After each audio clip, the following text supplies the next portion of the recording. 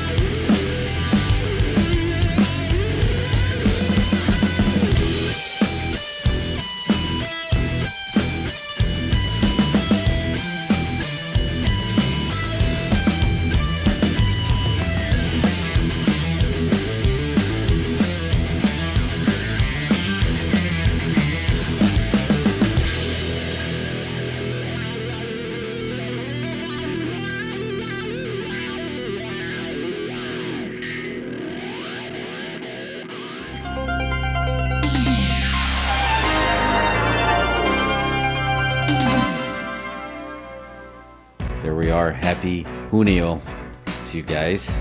Oh, we came in hot, but they're Came in hot. That's okay. It's okay. Now we're cold. I always come in hot. That's it. It's a hazard. It's a Geek Commander hazard. It's not as Texas hasn't received the amount of heat. Like people are like waiting for that shoe to drop, like those 100-degree days. It's coming though. It's creeping up there. It's right around the corner. It's getting uncomfortable to wear pants. I might have to give up on pants for till September. Yeah, I had friends in town last week. They're like, "Thanks for dressing up in shorts," and I'm like, "Bro, it's Texas. You gotta get used to seeing people's knees, man." But today is the Padawans of the Maker's birthday. Happy birthday, Dave Filoni. Happy belated birthday to Darcy the Merrill Girl and Freddy Krueger as well. Happy birthday to the Drive-In. It's big birthday week. Big birthday week. We have Geek Commander in the house. What's up, B Rose? What? We're here we had to have you here for big animation week, because you've always, as far as back from when we're coming up over a decade now of knowing each other, and again, artwork was kind of like my first foray into knowing your geekdom. That was kind of like your first, wasn't TV or movies. I guess that kind of all comes with it, but I just remember seeing all swag and artwork on your desk. Yeah. These pins you brought us are awesome. Yeah, they're phenomenal. Yeah, we'll show that on. It's going. We'll have to show that, even though the close-up camera is still down. That's it. Yeah. So, but they're awesome. I have a brand new sleeveless denim jacket that this pin will go on. Dude, that is actually perfect for a brand new sleeveless denim jacket. This pin is made for that. That's the problem I have right now is, in our house, there's probably at least 300 or 400 pins in that house somewhere. Really? Like from all kinds of stuff, from shows and events to Disney trips and whatnot. And so like even being able to display them is impossible right now.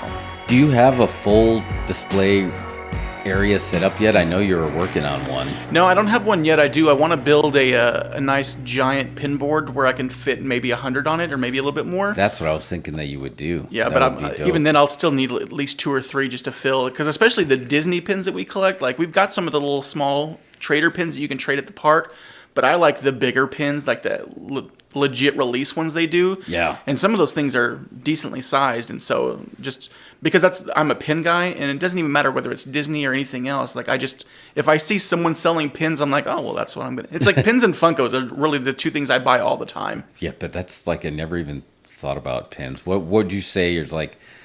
I hate saying which one is your favorite. So it was like top 3, top 5, like out of all the pins you have right now. What are the ones that really hit the mark for you? So I've got a couple of Disney pins that I love. I'm a big Merida person, so I've got a really nice Merida pin that I love. I have a great Lord of the Rings pin that is basically the Hobbit hole, and on the pin, the door opens up. Oh, and so it's like nice. Almost like a double pin. I like a lot of the pins that have that kind of interesting thing like that. And then I know it's going to sound self-serving, but there's a couple of pins that I've actually designed and had made. And so those are personal. I keep those on my desk at work and at home as well too, because I've made them for friends and whatnot. And so those things are kind of ones that I still kind of cherish a little bit. Yeah, no, rightfully so, man. I don't think you can see it on. He's just not going to be able to see it. But if you zoom into your phone screen here, let me see. Put it right here.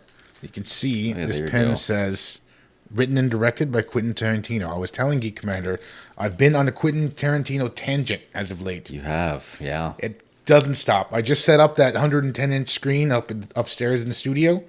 First thing I played on there was Death Proof. Has to be. You have, but I mean, it just that's the thing. We were talking about this with him. Every reviewing, every article, when you just read it, it just gets better and better and better. And I mean, I love the whole kayfabe Rick Dalton stuff now. Yeah, that just took it up another level for me. B Rose, are you familiar with that? The Day of Dalton tributes that they're doing on the video archives. I've been seeing it. I haven't actually gone deep into it, but I've been seeing the little things people talking about it popping up. Yeah, it's so cool. I guess this is their season finale, so they're getting ready. But Yeah, it's so good. I've only started in part 2, so now they're in his 80s direct to tape period, direct to video moment of his life, which was pretty good. Operation Nam is where I stopped. I don't know if you listened to it yet, Mario. But yeah. yeah, it's pretty baller. It's so good. I can't get. I just can't get over. I want to see The Fireman, and The Fireman 2, directed by Cliff Booth. Because I've told you, I have this whole otherverse theory that I think Death Proof, in itself, is a Rick Dalton movie directed by Cliff Booth. I had that idea beforehand. Yeah. Or this would, like, the premise, I think, would have been a Cliff Booth idea, a stuntman slasher. Yeah. So in this alternate version, we are seeing Kurt Russell, but it's actually Rick Dalton, like in a Quantum Leap kind of situation. That doesn't surprise me at all. And I think this is what's funny too, is it's a concept that I think would work really well for like a graphic novel or like a comic series. And Tarantino's always talked about how much he loves comics. And so I think this would almost be like a prime example for him to do something in that realm where he could do like a graphic novel based on that and show the adventures of Cliff and stuff like that. Yeah, and we talked about this on here before. I mean, he's considered anti-Marvel, but I think he's more anti-establishment because he has been such a huge comic book fan before. I don't think he likes the idea that it's kind of gotten taken over in a direction that he wouldn't see. It's similar to, he was the very first person that I remember not being excited to hear that Star Wars acquired LucasArts. Well, he and Scorsese both came out against it, and I'm not going to fan the flames of that kind of stuff. I can understand the point they were trying to make. I think they both just said it really weirdly, but they've both kind of said, like, had Marvel movies been around when they were in their 20s, they very likely would have been fans and tried to direct one. Yeah. They're both of them have stated that their big issue is that Scorsese says that it's not cinema, which we know it is. I mean, they've got some fantastic. Oh, yeah. You can't watch Black Panther and say that's not cinema. Oh, my, yeah. Agreed. But the big thing that they don't like is the fact that it seems like Marvel movies are the only ones that are getting made to the disbenefit of smaller films, which is the case, but it's not something that Marvel is trying to do. It's not like we're going to make these movies so that nobody else can be successful. No. They just happen to be the most popular movies, and they tend to be better made movies. Yeah. And so they're popular. And so I get the not wanting to lose track of the smaller films, but I don't think that even in the biggest releases of Marvel that the smaller films aren't being seen. They may not be they may not be making as much money, but you can still see there's a reason why most Marvel films aren't nominated for awards and other movies are. There's still quality cinema being made. It's just not getting as many eyes, but that's also because that's just the public. Yeah. The public will go see 9 Transformers movies, but you can't get them to go sit through an A24 movie. So it's a big disparaging thing between the audiences. Like, I went to the movie last night and with my daughter and had a great time, but it was full of people who just could not sit and shut up for 2 hours. And it was the most infuriating thing. Like, I can tell that you're excited to be there, but just yelling out during quiet moments of films and things like that, that's why I'm just like, it's been my idea, and I've pitched it, and if I win the lottery, maybe, but I would love to do a membership-only movie theater. Ooh, 21 and up, yeah. most of the time, you have to have an actual membership card. It could be revoked, and you can never get back in. Just to make it, I mean, it sounds elitist, but I don't care. I want to enjoy cinema because it's my biggest passion, and so I want to enjoy that. And there's a way to enjoy it without having to yell out and What were they yelling at the screen? there were a few moments where it was kind of more solemn and there's like these nice emotional beats, and then all of a sudden I just hear these kids going just out loud, trying to make the rest of the people laugh, and I'm like, I wasn't at a draft house, so I couldn't. Was it George Costanza back there under a trench coat? Yeah, I was getting so infuriated, and I wasn't at a draft house, so I couldn't like flag someone down and like have them kicked out. But having the audience trying to be part of the show is always very distracting, and they're trying to get the cheap pop, and it never works. Yeah, I mean, there's moments where you can. I love it when audiences cheer and react and laugh.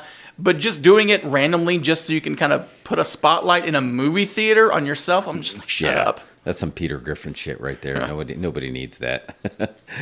Before we lose the thread on this, Mario, I wanted to talk to you about this. I had a theory. We were thinking about this of why Quentin Tarantino was kayfaying this, and it hit me. He is doing this. This is going to be part of his next film. This is going to be part of the movie critic.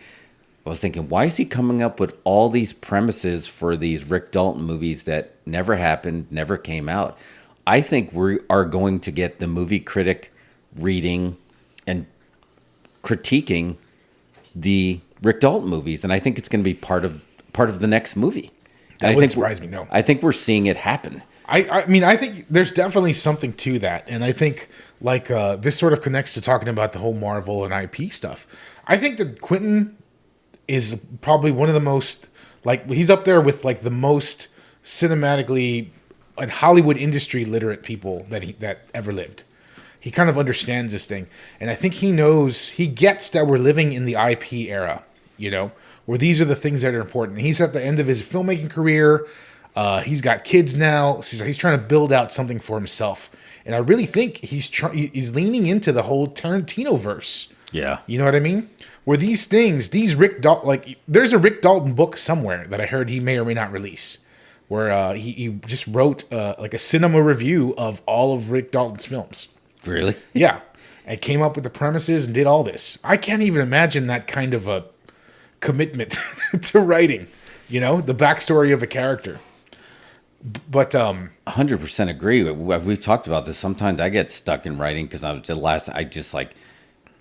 feel like if no one's ever going to read it and if it's going to get stuck in a drive, I don't want to do it. But he doesn't seem like he has that problem. Yeah.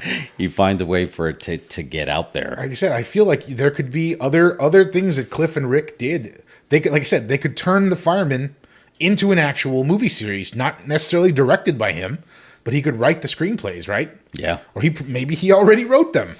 And they're, you know what I mean? He's got all these things. I feel like he's building out this just sort of like stable of things that he can start to license out, once he's done making films. He definitely hinted. I sent you the short in B Rose just to catch you up. It was a short about Inglourious Bastards, and he was talking about, he was pitching it to somebody, and he had it as a sprawling epic series. And do you remember the name of the filmmaker, Mario? It was somebody that he kind of... I don't remember. That he was very fond of, and he's like, It's like, you were like one of the few directors that actually makes me want to get out of my house and see something in cinema. Most of the time, I'll just stay and watch it on DVD. So if you're telling me you're just going to watch a show, and I got to wait for your show, but I got to wait for your show to be done before you're going to make another movie, I'm sorry, I'm just not that excited. And he's like, maybe I need to try this one more time. And then Inglourious Bastards became a movie rather than a series. Yeah. Man, it would have been a great series too, though. Who knows? Maybe they'll make Bounty Law as a shoot. You know what I mean? Yeah. I just think there's other opportunities. And, like, he's really big on even doing his own material over. He wants to do Reservoir Dogs as a play, or possibly, do a remake with an entirely different cast or something like that. We're definitely going to get that. Like, he hinted it in that short. He's like, I'm going to take another crack at this. This is my time to make movies, because he's retiring from movies, he plays, books, TV, those are all on the table. I don't know any of his bodies of work that I would love to see those on a stage. I would go first day for sure. I'll tell you what I would love. I would love like a Red Dead Redemption style video game of Django. Oh, I think that would be fantastic. Mark this for a short. Just seeing great. seeing Django's adventures after the film, like him going around with Hildy and just kind of traveling trying to survive. I think that'd be a fantastic game. Maybe they can pull in the whole Django and Zorro thing that they were working on for a while. Yeah. Oh, take my money on that one. That would be phenomenal. Just like an open player universe like that too, with Django. That would be good. Is that your favorite Tarantino property? It's up there. I think that, like a lot of people, because I love movies so much, Once Upon a Time in Hollywood's kind of edges it out a little bit. But I think Django is probably... I think Django's the better story. I think Hollywood's the better film. Yeah. That's a good. And way so to that's put kind it. of how I put it, because I loved Django. I was not expecting to like it as much because I didn't really grow up on those kind of spaghetti westerns and things like that. Yeah. But I liked it way more than I thought I would, and I remember that was in my rotation for a while, like rewatching, even though it's a hard film to rewatch. But I think just in terms of watching consistently, Hollywood has kind of taken that spot. I'll admit I'm not the hugest fan of Reservoir Dogs and even Pulp Fiction, really. Yeah. I've watched them multiple times. It's just not one that I continuously like. I need to go watch that. But Django was for a little bit, but I've watched Once Upon a Time in Hollywood at least 5 or 6 times just because I really enjoy the story. So you're definitely one. You've seen his evolution of his career, and then you prefer like his later stuff. Yeah, honestly, I think he, like most directors, has just gotten a little more polished. Yeah. And he's learned from the previous films. And so I think certain directors kind of have that edge when they first start, and then they kind of lose it by getting more polished. I think Kevin Smith is a great example. Kevin Smith's original films are great. Yeah. And it's gotten a little rough, even though they can still be enjoyable. Whereas I think Tarantino has kind of done the opposite. I think his first films were a little rough, but he learned from them and kind of smoothed it out and made them a little more, I don't even want to say palatable. I just think they're better films, honestly. Yeah. No, he just got better with time. I was Mario. I think I sent it to you already. It was a little bit of a spoiler. We got a short dropping tomorrow dedicated to you and Quentin Tarantino. But I was usually, when making those shorts, you end up watching so many clips. So that's why it was always fun. And then I just went down a rabbit hole of all of Quentin Tarantino's acting performances. And man, that's a completely different experience, because now you have the Quentin Tarantino that is 100% sure of himself, and he could give a flying F about what anyone thinks or what anyone does. Like when he's on with Bill Maher, he's just going to say what he wants, and he doesn't pull any punches, where back then you felt like he was playing the game a little bit more. But now he's like, wait a minute, I am the game. This is my game. But back then he was playing the game a little. So I was watching the what she's got now. She's all that. It was one of the she's where his whole theory about Top Gun.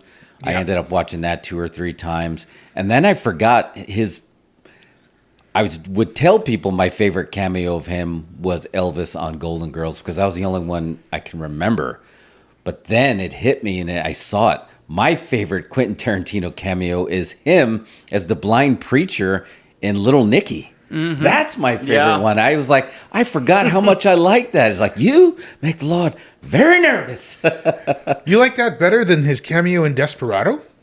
I feel like in Desperado, almost like I guess because you know how close he is to Robert, I almost feel like, no, that was a little bit more of a collaboration. Because no, his joke about the bar and on there, that was phenomenal. But I almost don't count that as a cameo, because you almost expect him to pop up in a Robert movie more than you expect him to pop up in an Adam Sandler movie. Sure. Although I almost consider that as a collaboration. No, but that joke, I watched that 2 or 3 times trying to figure out how I can use that too. But no, his stuff is just so good. But that's another one, just remembering how gritty Robert was like that, right? Robert Rodriguez, you were talking about like his earlier stuff. Did he learn from or would you put him a little bit more, like you said, with Kevin Smith, where he's not as polished, or maybe he's too polished? What do you guys think? Robert Rodriguez too polished? I mean, I didn't see the last one here, Hypnotic. I didn't even know it was coming out, and I'm like, I thought it was disgraceful that we live in Austin, Texas, and I didn't even know it until the week it came out that a Ben Affleck movie with Robert Rodriguez is happening, and I didn't. A big Ben Affleck movie. Yeah, it must be isn't it crazy? I would imagine Robert would be somewhat. This be a tough spot to be. You're directing an actor who has won the Oscar for Best Director. Yeah. Yeah. Like, what are you going to tell him to do? Right. How does that work? Yeah. But anyway, like this movie, it was weird. It got put out by some releasing company that was just called Ketchup. What? Yeah. So I don't know what's going on with this movie or where the funding came from, but there was like almost no marketing. You saw the trailer marketing. once. Zero marketing. And it was definitely going for like a Nolan feel. I think Robert, the way I saw his career play out is like Tarantino is just so Hollywood savvy. He understands everything, and he knew how to avoid missteps. And when he saw himself going in a certain direction, he knew when it was time to correct, right? Because I think, he always talks about Death Proof being his worst film. And that it's far. Well, I don't even know how you can quantify one of his films being his worst. It's just like the one you like the least is the worst, right? It's all different. But like that movie was almost to me the most Quentin Tarantinoist movie ever made. Right. Like that was him at the pinnacle of his Quentin Tarantinoism. Yeah. You know what I'm saying? It almost went too far. It was right at the edge. And after that, it didn't make a lot of money, but that wasn't really his fault, or that was marketing. They released that movie on Christmas against something else, right? Yeah, they did. A rated R 4-hour movie on Christmas Day is just weird. But he overcorrected, came back with Inglourious Bastards, which is like that's up at the top, up the top of his filmography, right? It's got to be in his top 3. I feel like. Yeah. Well, I think what's been different with Rodriguez too is he's taken on a lot more films that aren't necessarily his. Tarantino has a lot of ownership because he writes and directs his own stuff. Yeah. And Rodriguez has kind of done his own thing. I mean, he's done some really great stuff. Despite the sequels, the original Shark Boy and Lava Girl is actually kind of a fun flick. Yeah, and I think that's where he excels and where he's kind of ended up at is doing his own thing. And I see like something like this Ben Affleck movie, I feel like maybe out of his wheelhouse. Well, my favorite thing he's done, and I know it was panned and it didn't make a lot of money, but I'm hoping that it's going to get up for a sequel, is I loved what he did with Alita Battle Angel. That was one of my favorite films of the year, and it was panned by a lot of people, but I really loved the world building he did. I loved the way he did the action and whatnot.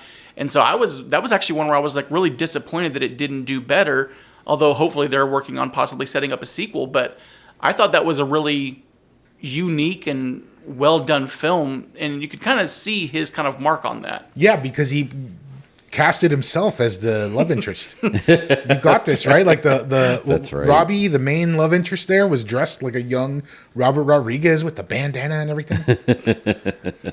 I thought there was a sequel for that coming out. They've been teasing right? it and hinting it. I mean, he's got his own studio here, and it's mostly green screen. I'm like, how? I mean, I know it's got to be expensive, but it can't be as expensive as other ones. So I'm hoping for that. That was one of the few that really surprised me at how much I liked that one. I need to go back and watch. I don't know if Mario knows. I just had heat with him because they never called me back. I wanted to be an extra. For what? Battle Angel. They shot it here? Yeah. I don't remember that. Oh yeah. I was in a wardrobe for that show that was on CBS, and then I'm like, oh, I can go do that, and they're like, yeah, we'll call you, and they never did. Bastards. So going back to what you talked about earlier about Quentin's best cameo, I think we have to give it up for the fact that he was in a Muppet movie. Oh yes, that was another one I Wizard saw. of Oz, and I love that one too. It's not even a good Muppet movie, but it's a TV movie. But seeing him pop up in there is always fun. And doing his Quentin Tarantino too when he was pitching Kermit what he wanted to do, and the swords and that was one that I completely forgot that he was even in. And I think you kind of have to just marvel at the fact that more than anything else, Muppet movies get the greatest cameos. They do. Just out of nowhere, they've always been able to pull these great cameos in. Yeah. It's just old habit because those Muppet, like being on the Muppet Show back in the day was like hosting SNL. Yeah. I mean, it was a huge deal. Yeah. So they just never lost that. Like, yeah, we have Academy Award winner Michael Caine in our next Muppet movie. You're like, really? How did you pull that? And then you get Tim Curry right after that. Yeah, that's right. And Tim Curry was in it. Yeah, Anthony remembers Star Wars and Muppets. That was badass because you got Mark Hamill and you got Luke Skywalker. You got George Lucas to be like okay with that. So now Jim Henson, man, he was able to create this IP magic back when it was not normal to do it. And it just, everything about it feels special. Well, because I think the Muppets have a different kind of credibility to them. They do. That other character, you would think, because they exist in a world where nobody acknowledges that they're Muppets. Right. Yeah. And it never comes up. You know what I mean? And there's absolutely nothing weird. And they're in these scenarios that are very much, Kermit has a job at an advertising agency. You know what I'm saying? They have these real, just very much like human lives, but it's a bunch of animals, and they just, they have chickens and whatever Gonzo is. They're always, pulling antics, but nobody ever acknowledges that they're a bunch of Muppets. Well, that's one of the things they talk about too. Is when you had the 1-2 punch of Michael Caine and Tim Curry, they were talking. I don't remember where the quote came from, but they basically said the reason why it works is because Michael Caine treats the Muppets like they're actors. No sell. And Tim Curry treats it like he's a Muppet. And that's why both movies work in different ways. That's phenomenal. Yeah, I can hear that. Same thing, even on the old Muppet show, whenever the celebrity guest was on, they were always just struggling to accommodate them. So they were acting as if they were the staff of an actual show, not some cartoon show run by Muppets. They were all stressed out. Oh, Stallone's here. What are we going to do? He doesn't want to be in that lion sketch. Well, it's fun, too, because they've had such longevity that you have all these people now who are like grown adults who have such a fondness for it. And so when you see them interact, like one of my favorite things right now is watching Brett Goldstein, Roy Kent, on Sesame Street. Oh, yeah. And watching him do stuff, and just you can tell he's playing his character, but like you can watch the behind the scenes stuff, and he is just doe-eyed at being able to see Oscar the Grouch and Elmo and Cookie Monster, because you've kind of grown up with that. And so I think that's especially with people now, it's even with the Muppets, I think that's why people are so willing to just hop on board and be in a Muppet movie, because it's that magic of it is in a way real, because you're talking to the character, you're not talking to the puppeteer themselves, and it just kind of brings that magic to it. And it's not like you're acting against a green screen or something like that. It's an actual green person. Yeah, it's an actual person operating a Muppet. The person probably doesn't acknowledge you, right? They don't make eye contact? No, I doubt it, right? Or do they dress them up in those like black theater outfits? It's a head to toe black sock. Yeah, that's exactly like Dracula musical, Forgetting Sarah Marshall, and that was inspired by the Muppets. I used to work with somebody, and his brother actually graduated with like a degree in like puppeteering, and he's done a lot of the stuff with the Muppets, and I love following him on Instagram and stuff, because you're going to get a behind the scenes of what's coming up Muppet wise. And you're talking about Brett Goldstein, like one of the I was watching the clips, and one of the clips I got was Roy Kent talking about the best ensemble is the Muppets. and nobody wanted to fight him over it, and they were all confused that he lied. he was all about it. But yeah, it was such a big deal, man. And it was so magical. Like, we try to recreate that with Those Incredible Studios, because besides Glow, the behind the scenes of Glow, the Muppet studio, just when you're growing up, just seemed so magical. You just wanted to be there, because then they would do the reverse cam, and then you'd see the audience, and then you even wanted to be a part of that madness. You never saw the seams when it came to Jim Henson, and that no sell, like old wrestling of old, is why it just worked. They just no sold it. Magical. Speaking of magical, let's jump into it. We got the eyes for it. Let's talk about it. Across the Spider-Verse just dropped, blew everybody away, like right out of the gate. I do have some questions. I'm actually going to be more questioning on this, because I think I went in with very, very high expectations, and then I got brought to a normal level of expectation, and I'm trying to build my way back up. So, B-Rose, I'm going to let you start on your first thoughts, first screening, Across the Spider-Verse. Part 2 of 3, I guess. Do we want to throw a spoiler sting up there, just in case? But I think everybody knew this was going to be a trilogy, right? Well, I mean, they announced it originally. There was going to be Across the Spider-Verse Part 1 and Part 2, and then they ended up correcting that and making it Across the Spider-Verse, and then we're going to have our third film, Beyond the Spider-Verse. So I know, at least in the screenings that I've been to, the first one was kind of just like, oh, it's okay. And the one I went to last night was just pure anger. Really? At all these kids furious that there was a to be continued at the end of the film. And really? It was kind of fun watching that after listening to them yell and talk throughout the movie. Then they were so upset. So it was kind of like a karma moment for me. I was like, oh, I'm glad you're upset because you talked throughout the whole movie. This generation, man, they just cannot handle cliffhangers. They just can't handle it. The right now generation. They can't do it. Well, we're so used to, watching the next title on streaming and stuff like that people have forgotten it. So, like, I'm having this conversation with my daughter a lot is, we just watched all of Buffy and Angel and we're watching some other shows. And I'm like, you don't understand how rough it was when like a great episode ends. And even if it's not like a part 2, if there's just a cliffhanger at the end of the story, like having to wait a week or even a month, if there was like a break, I told her, I was like, you just don't understand what that's like. And she's starting to get it now because she finds these little shows that she likes that are only on like season 1 or 2, and she binges through it, and then she gets really upset because the new season's not out yet. So, but I mean, there were a lot of kids last night angry. I've seen it twice so far. I have just been, it's probably going to end up being my favorite movie of the year. Yeah, I just blown away. I've seen it twice as well. It's amazing. Like just from the get go, like it started like that whole Gwen pre cold open is it felt a little long in the moment. I was going to say that was like 20 minutes, It's right? like that's really long, but then when that opening title hits, like I said, it's so dope.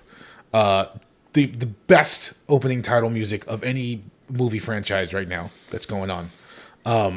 It just took everything from the first movie and ramped it up to 10. Yeah. And the script was great.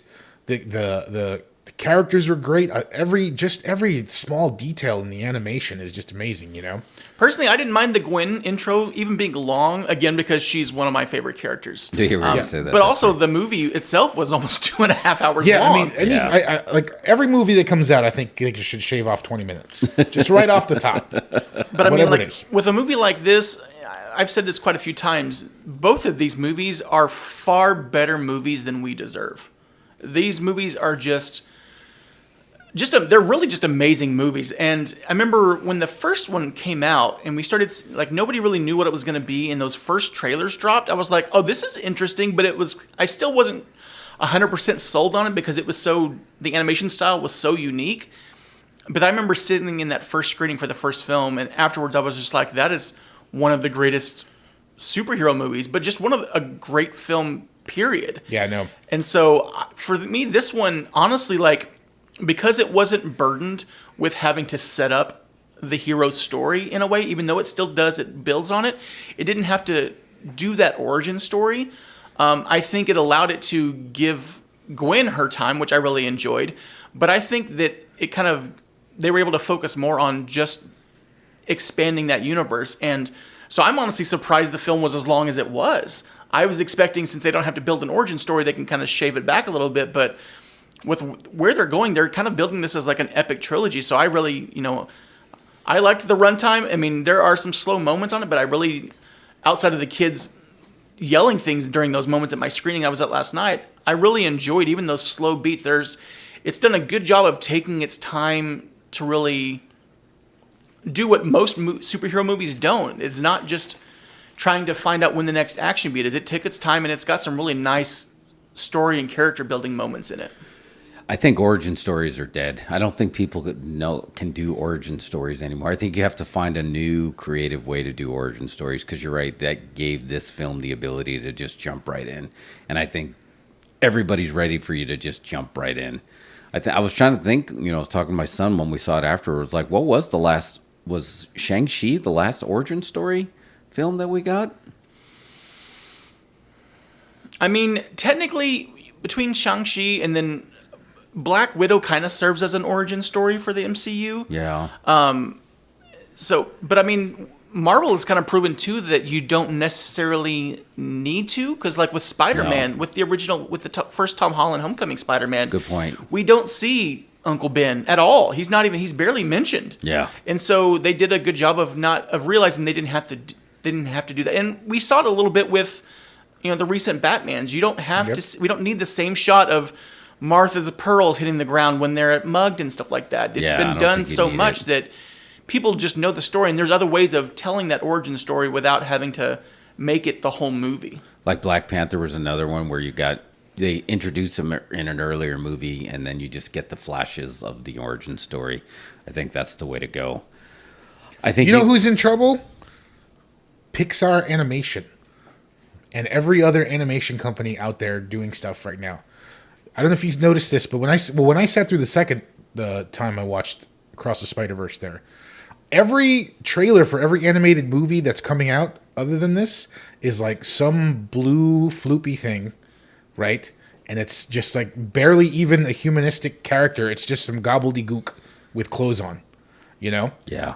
I just think that style of animation is going out the window. Well, I think, at least in terms of like Pixar specifically, I think Pixar, they've always done animation really well, but I think deep down the heart of Pixar has always been their stories. So I think they're going to get a pass in terms of I think they're going to be fine. I don't think people are going to want to see that as much anymore. I think that this style is going to filter its way into everything I see. else. So you're taking over, kind of like going from like classic animation when we went to CGI. You think this type of very cerebral animation where like the movements match the color, match the sound, like everything in one. So you think this is going to be the new style? Yeah, it's got more like of a postmodern kind of feel because the latest Puss in Boots was like that as well. Yeah, and then that's what we're seeing now with the new Ninja Turtles movie. The Ninja Turtles, got that yes. style. Yeah, not you're right. not photorealistic animation is what I'm saying. Is like, I don't think that's going to be the way. That's not going to be what folks are going to want to see anymore. And I wouldn't be surprised if Pixar does a shift away from that because, I mean, they have focused on hyper real, but they've shown that they can do the exact opposite. Like, if you've ever watched the Night and Day short, the Night and Day short is almost strictly 2D animated with computer elements and was fantastic. And they've done a lot of shorts where, especially if you look on Disney Plus, you can see some of the Spark shorts and things that they've done. Yep. And it's a very mix of animation styles. I think it's going to take them. I mean, because it takes so long to make a Pixar movie that they're already in production, and so I think that now that this kind of Spider-Verse animation style is starting to kind of take over, I think we're seeing it with Turtles, we saw it with Puss in Boots. I think we'll start seeing it with Pixar and some of the other studios as well. They'll start adopting kind of that variable style And match the style. Yeah, because this is probably the first animation style that you can hear. You know, Spider-Punk really did drive that home.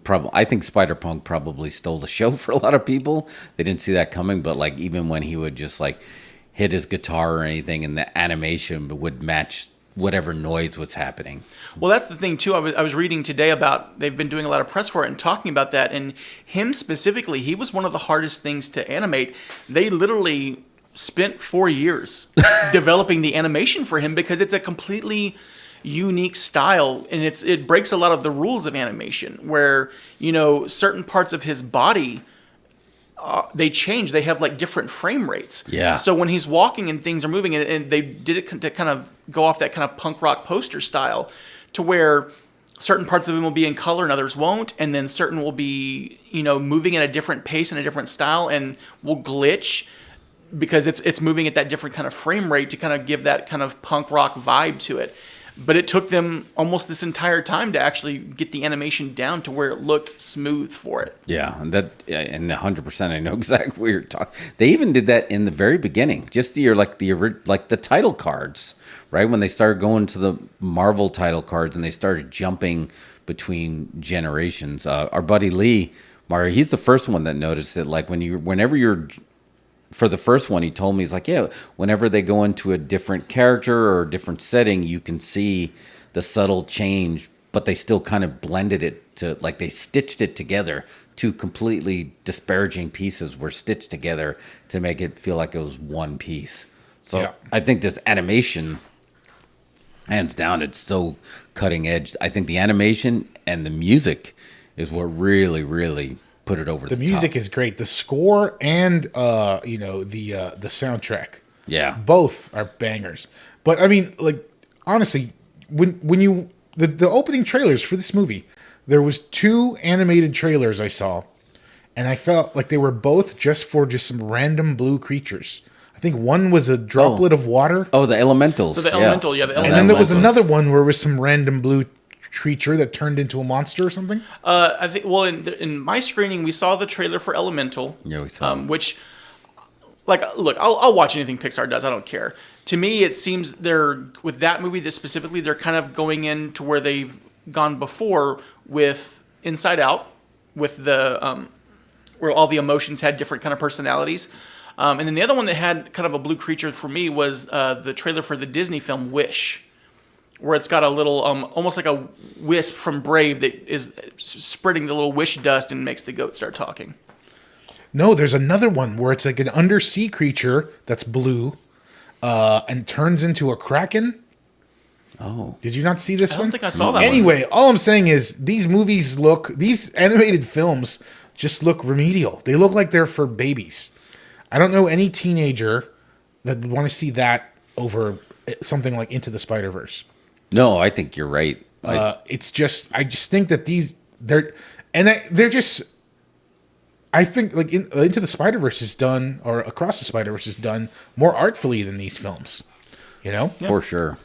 I agree with that. Well, it's nice. It's nice too because it's different art styles all thrown together, and so like, because my favorite thing is watching how going into every single universe, you kind of expect. I mean, we saw it a little bit with Doctor Strange: Multiverse of Madness, where each universe has its own unique look, but this one was way more intense because it's not even just a look; it's a completely different style of how the animation works. You know, going into the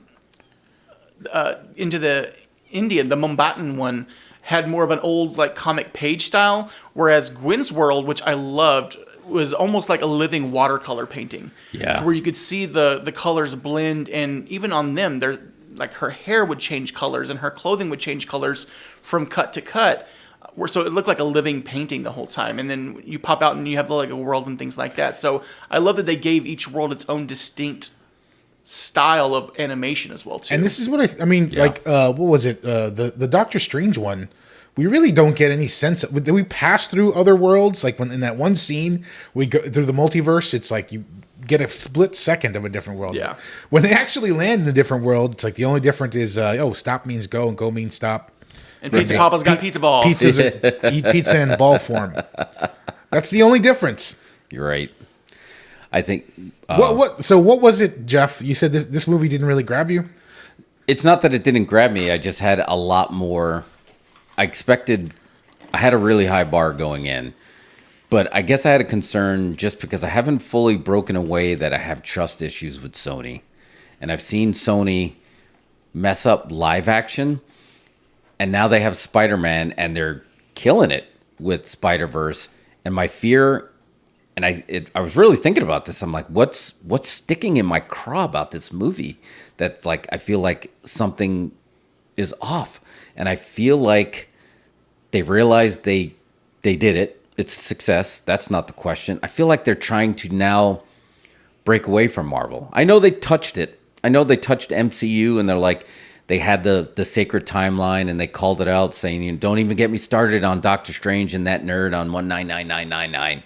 But do you feel like they're going to take this? I'm more worried about the corporate side of it rather than the movie side of it, that they're going to try to use this to get further away from Marvel, where we should be getting closer to Marvel, because you showed what you can do with the Spider-Man live action.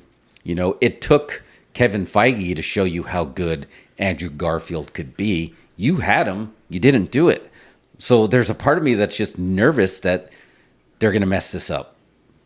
And they're going to get away from Marvel when they need to. I'm not saying give up your rights. Of course, you have a death hold on Spider-Man's rights. And you're not going to give it up. And if you're going to keep doing stuff like Spider-Verse, cool, then do that. But do not say, I'm afraid they're going to go to Marvel and say, we don't need you anymore. And to me, I got more emotional in Far From Home than I did in this, because again, Spider-Man's like my favorite Marvel character, so I'm just nervous that they're gonna screw this up. Well, I don't think they really need Marvel for this one, and I think they may have seen that because Feige really hasn't had anything to do with these movies at all. Mm-mm. I think the saving grace has been Lord and Miller. Yeah. They have been, and they're phenomenal. They're great, and they've been the kind of the Feige for this series from the very beginning. Even though this one they didn't direct or anything like that, but I think they have such a good head about what works and what doesn't. And I think honestly, because that first Lego movie is just fantastic. Yeah. The second one not as much, but still good. But I think they've been really good as well about learning what works and what doesn't work and applying it elsewhere. I think as long as Sony allows them to remain at the head of this, then it's going to be okay. I honestly, though, I'm curious to how long they're going to try and push it. I know we're getting a third film, and I almost kind of think like, as much as I love them, I almost want a nice whatever the word I'm looking for, a compact trilogy. Yeah. I want a nice trilogy that starts well, goes through it, and then ends well. Yeah. And I don't need 17 of them. No. So I almost hope that they go away from Marvel in that way, where I don't need a bunch of sequels. As long as the story's contained, it's good. If they want to do 4 or 5, I'll go watch 4 or 5. But I think that they've done a good job with at least this. And I don't know how much the Sony movie side works with the animation side strictly, but I do know for sure that they've talked about too, like even getting that line in about Doctor Strange and the Nerd. They didn't clear that with Feige. They even said, like, Kevin's said that he likes the first movie. We don't think that it's something we would have to ask him. Yeah. Because the whole rising tide raises all ships kind of thing. Exactly. So they really haven't had a whole lot to do in terms of like with Feige specifically on this.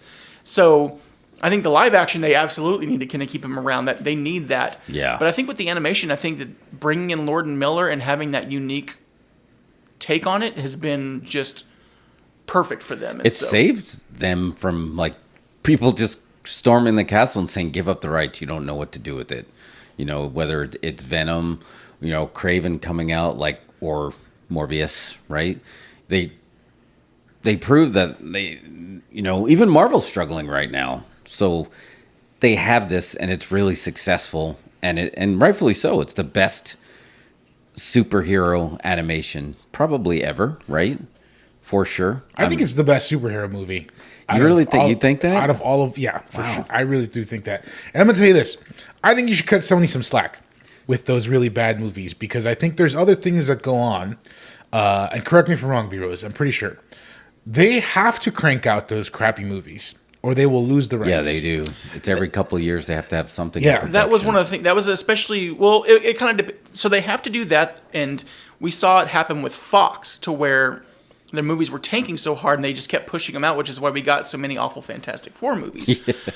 And even that's why they kept pushing out the X-Men, because they had that kind of contract. Sony really got lucky. I mean, I think the Andrew Garfield Spider-Man movies are better than the Tobey Maguire ones, except for 2. I think Spider-Man 2 is probably the better one. I think Andrew Garfield was the better Spider-Man.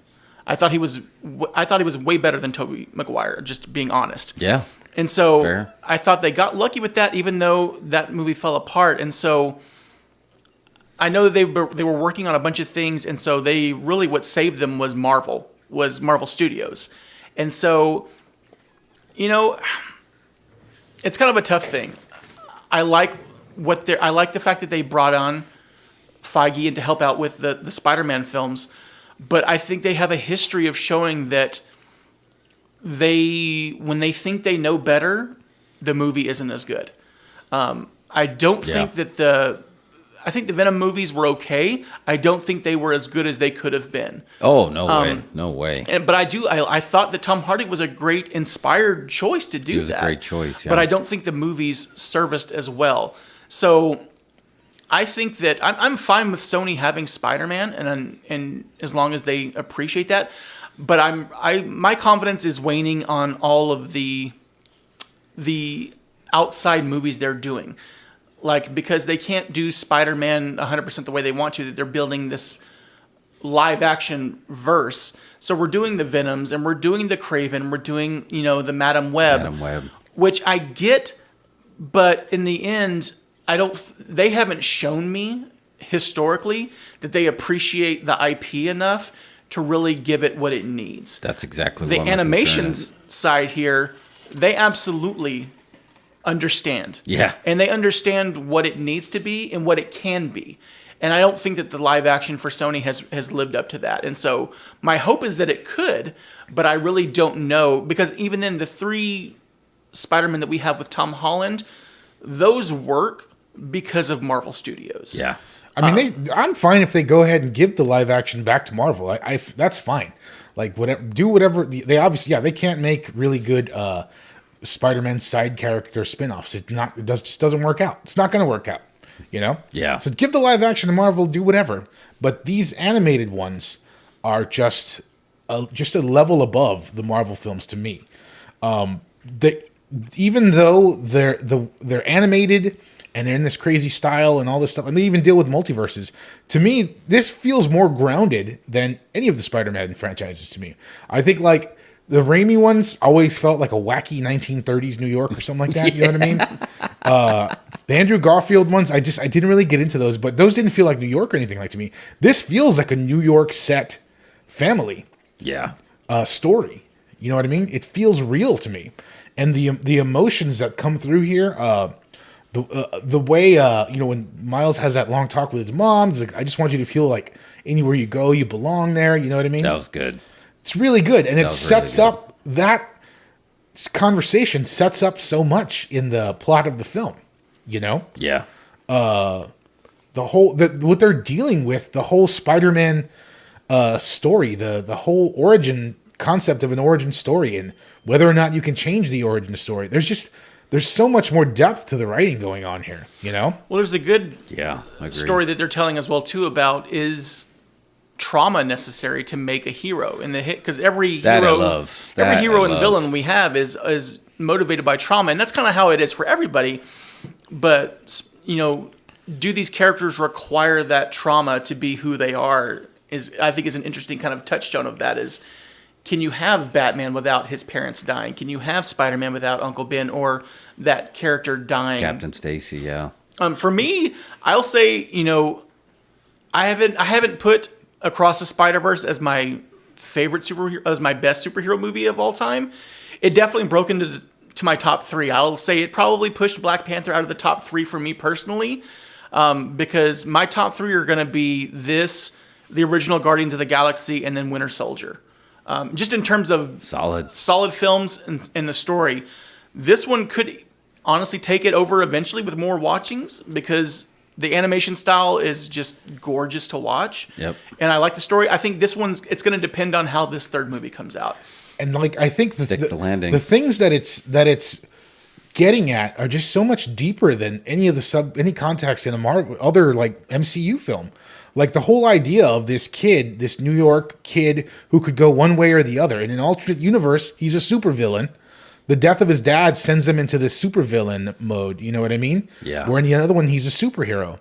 So it's just presenting this thing that's a grounded, realistic story with superhero elements. It's telling it with superhero elements. You know? I'm curious with this because I was talking this about with my daughter. So we see in this alternate universe. Again, we've already put the spoiler alert up, so who cares? Yep. So they've seen it. Yeah. So we see that in this alternate universe that, his dad has died and now he's the Prowler. And so I'm curious if it was the dad dying that did that, or if it was the absence of his dad and the influence of Aaron, his uncle, that turned him to more of a criminal. Because in the original films, even though Uncle Aaron is a good guy, he's still a criminal. He's still the Prowler. Yeah. So in this alternate universe, was it the trauma of his dad's death, or was it just the absence of that morally good figure that allowed the influence of his uncle to kind of turn him bad? I think what you guys are saying right now is just a really a big reminder of, we talked about the animation and the music as the story. What you're saying here, I don't think Miles Morales would have survived an introduction into live action. So if Sony could, fly their victory flag over many things over this, trilogy, it's making sure Miles Morales will be cemented as a legacy and a canon character.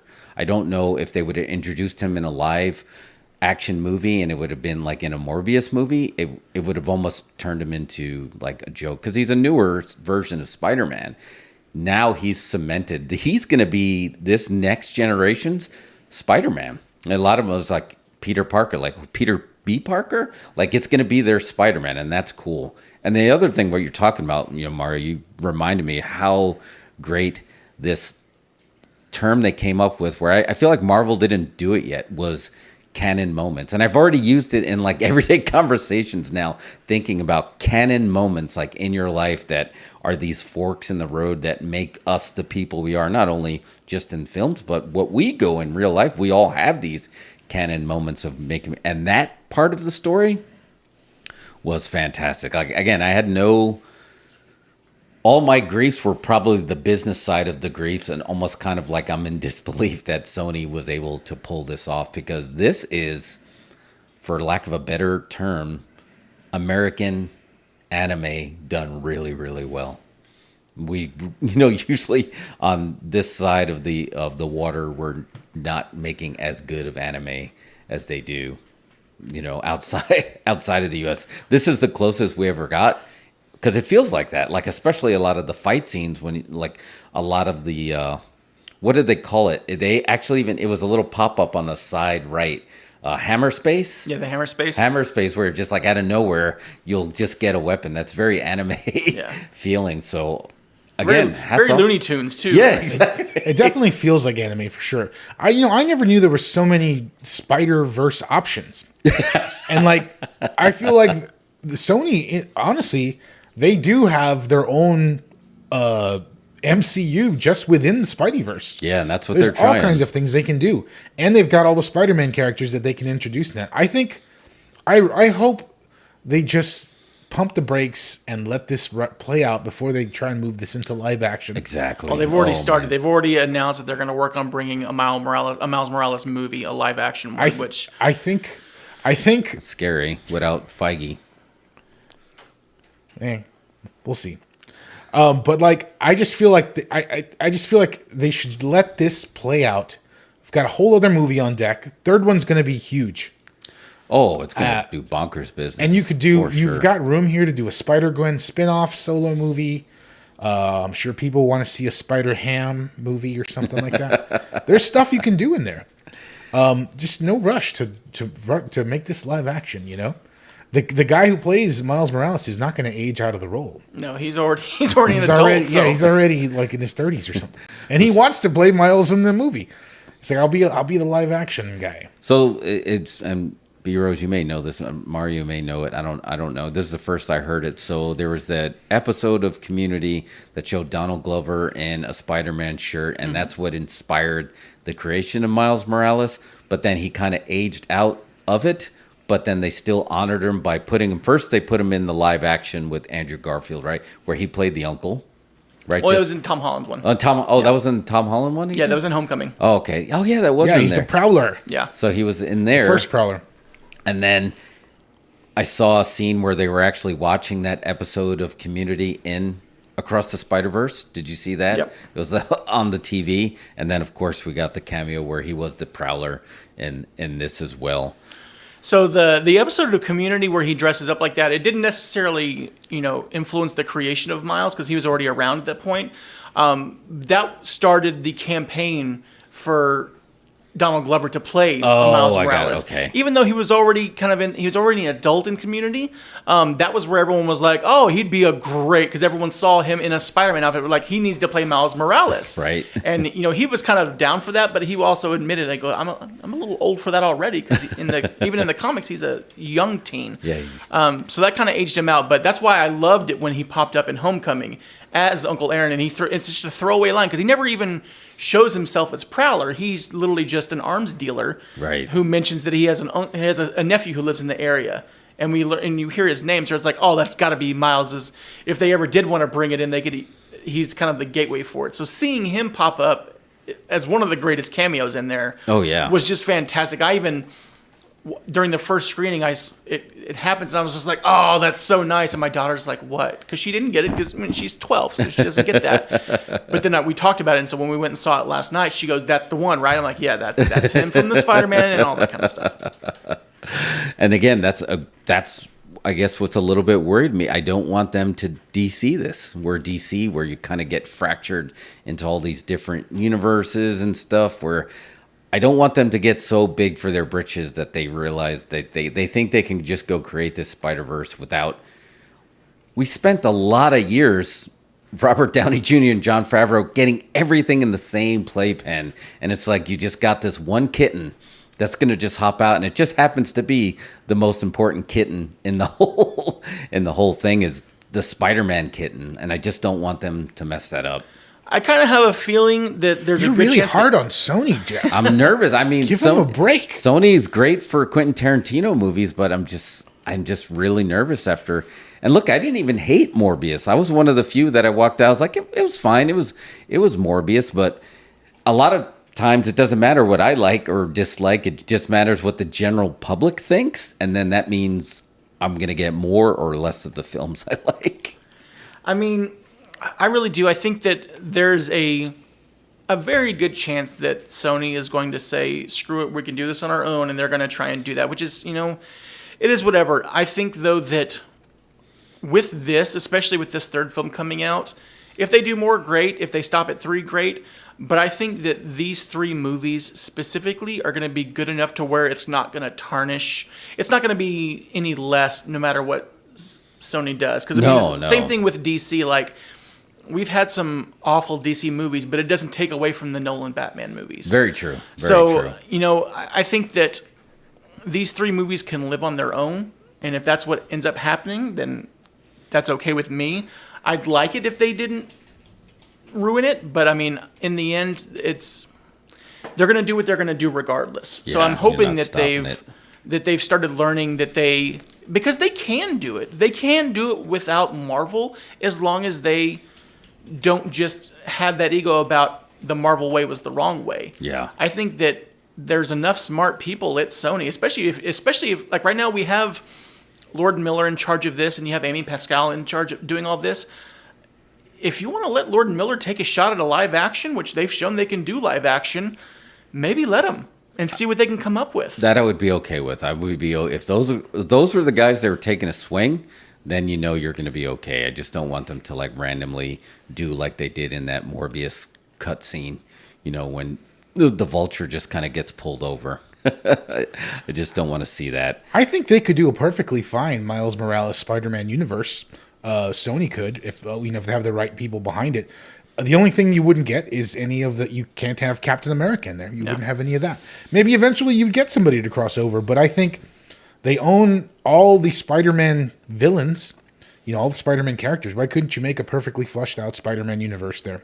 And I think if they focused on the Miles side of it, I think you wouldn't miss Captain America because no one's looking for Iron Man and Captain America in these Spider-Man animated films. No. So I think if you build on that universe, you can keep it separate from the MCU and still, make it good again if you have the right people behind it. Yeah. And that's why I don't think the MCU necessarily needs Miles in it. I think they work well with having Peter, and then they could be their own separate things. I do like that. I do like the idea of just like it could be dotted lines. It doesn't have to be solid lines because the 2 movies, and I'm assuming I'll throw the third one in there sight unseen because the first 2 are there. These are good enough that I feel like they should be adopted into MCU canon. Not looked at as like, well, Marvel Studios didn't really make that. It was an association with, so it wasn't, so it's not canon.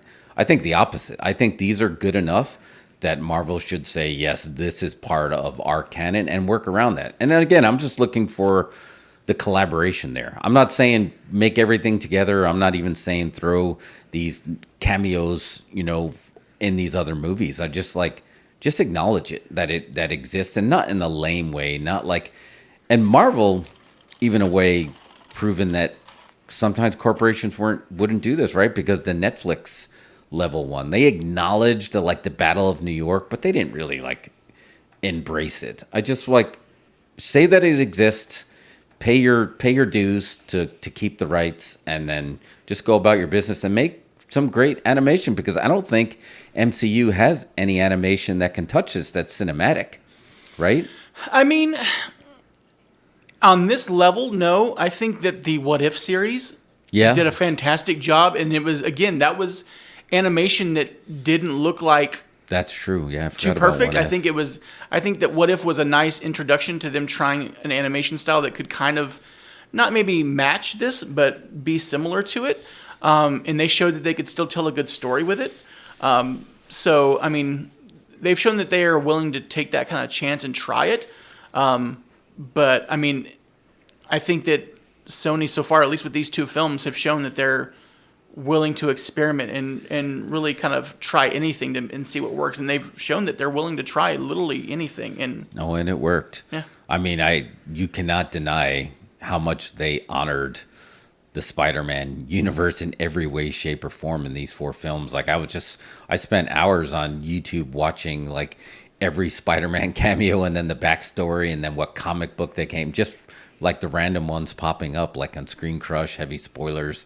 They were really showing like this Spider-Man was from here and this Spider-Man was here. Like, wow, they really went back and hit all the every Spider-Man that they could. So you can't say that they did wrong by the brand in this film at all. I can't just say it. Again, I should just enjoy the moment and not worry about what Sony could do.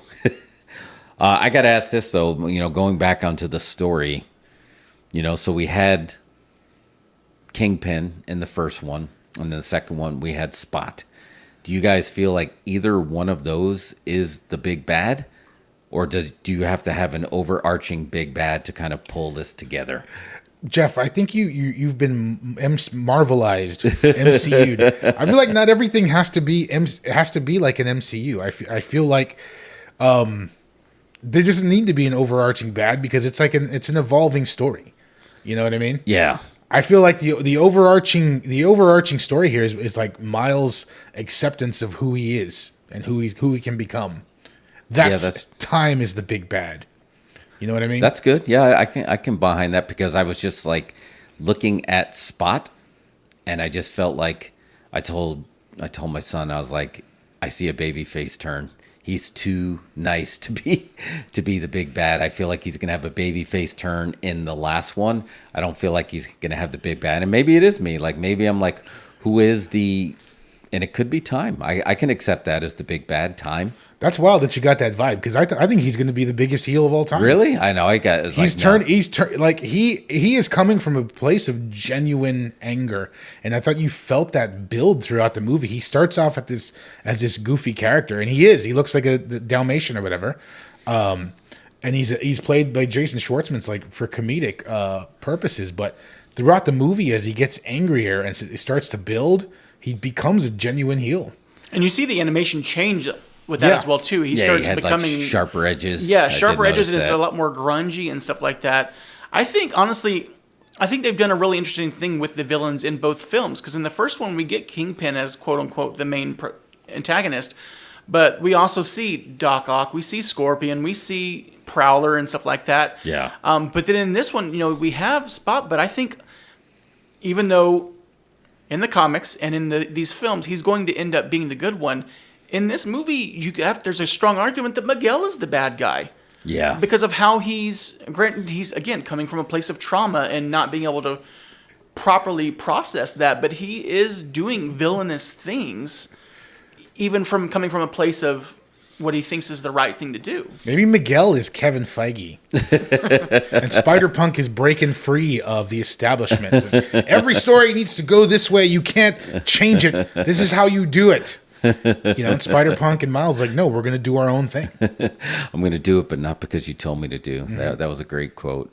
I remember reading Spider-Man 99, so I was actually surprised that he kind of was the replacement for, I guess, what Madam Web would be, right? Because she was kind of in charge of the whole Spider-Verse in the comics. But you're right, he did feel like he was going to be bad, but he was another one that I'm like, he's not staying a heel. Same, I just got that feeling with him and Spot. I felt the turn. I don't want to be Luke where no one believes me that you see the good in him, but I saw on both of them, I just felt like there's going to be a turn. But maybe that, like you said, necessarily there might not be a heel that necessarily replaces that. Well, I think there's something. He's definitely lying about something. I feel like Miguel's lying about something because he already admitted to trying to taking somebody else's place in the multiverse, which is kind of a weird thing. So there could be something that he's hiding. Well, I forgot where I read this, but it was an interesting theory. So he already had the time GPS gimmick, for jumping around. He had that gimmick when he went and replaced that version of himself that died, and then he created that incursion. But that means he was already at least part of that time cops to have that bracelet, right? So he was already in it, so he has to be lying about something. I don't know. I mean, I don't necessarily know if he's quote unquote lying about anything. I think that he has. I think that he did the same thing that almost. I'll say this, and it's another comparison to the MCU, but in Civil War, when Tony realized that the actions that they were doing had a serious consequence, he overcorrected. Yep. And did some things that maybe aren't necessarily the most heroic, but he thought he was doing it from a place of necessity and of doing the right thing. I think Miguel mirrors that a little bit. I think that Good call, yeah. he made a mistake that ended up causing the collapse of a world out of his own personal need. And instead of just acknowledging it and trying to do better, he's doing that, but I think he's doing an overcorrection to try and... So now he's trying to almost craggle this universe and try to make sure that everything stays exactly as it's supposed to be. And so I think in the end, I think he's definitely not going to be the villain. I think he's definitely going to have that moment. Spider-Man are good. I think that Spot could go either way. I don't think he necessarily needs to be like the quote-unquote Thanos of the series. I could see him becoming more of like an Anakin at the end of Jedi, where he realizes the error of his ways and does like a sacrificial act to try and save something. Yeah. Because they're making him way powerful, extremely powerful. And specifically the way his power works, they're amping it up now, especially with him going into the collider. He's almost got this almost like Thanos power. So I could see him being the only person who could stop himself. Yeah, that's a good way to put it. And he started off comedic, and that was a great callback too, right? He actually called it, I'm the one that got hit with the bagel. Bagels. And then they go back and show him getting hit with the bagel. So that was cool. One part that I did love the canon moments again, and that kind of sticks with me. One twist that I did really, really like, obviously, was the spider wasn't supposed to be there, so it was from Universe 42, and then he got bit. So the wrong Miles got bit, and he wasn't supposed to be the Spider-Man one. The one that became the Prowler that now has him tied up to the bag was supposed to be the Spider-Man. I don't know what do you guys think about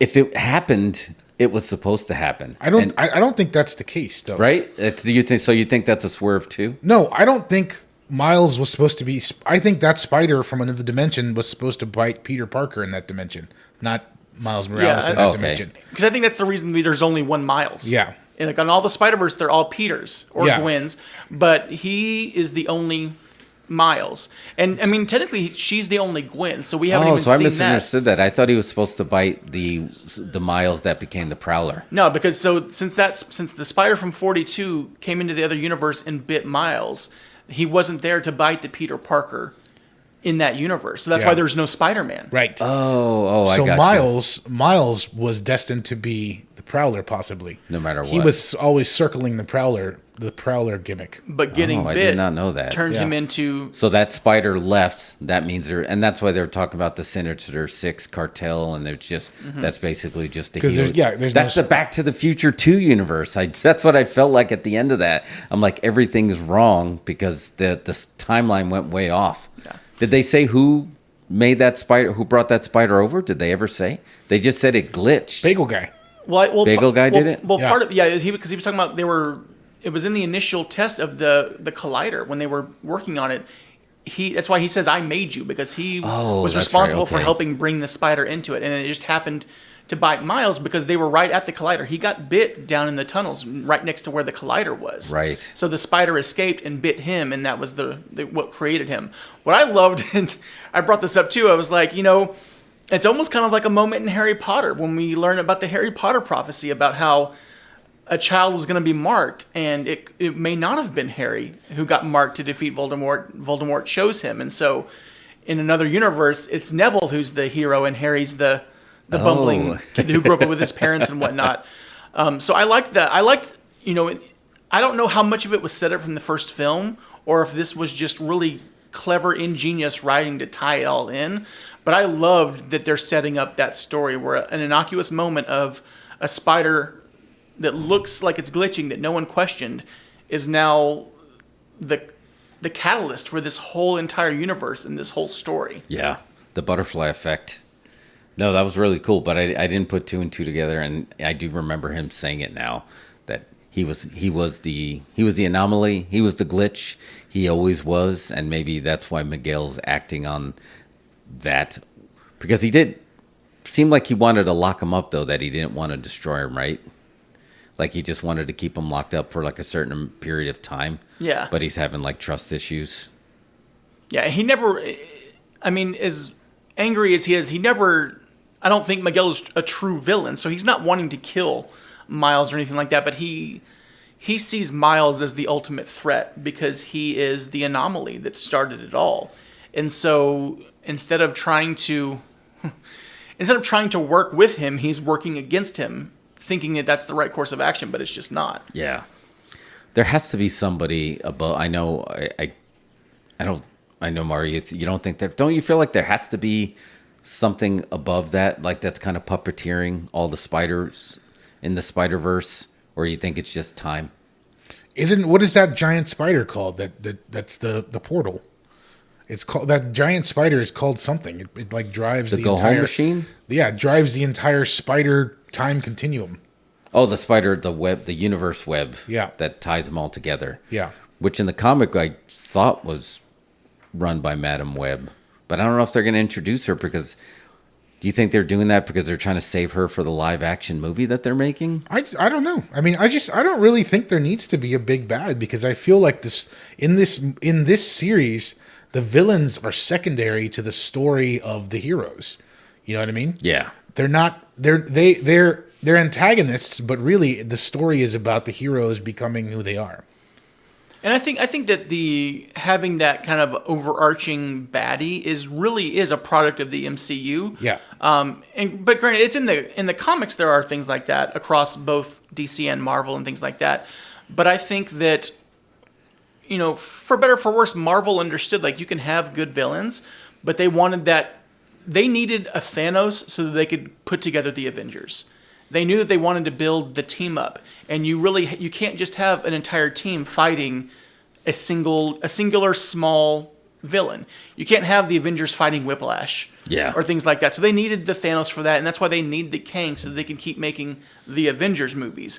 I think this one, I don't think we're going to see a big bad. I think that we're going to stay kind of on that kind of lower level to where they've shown that the villains are interesting enough that they can throw a villain here and there and make them different and make them interesting and still tie it into the story.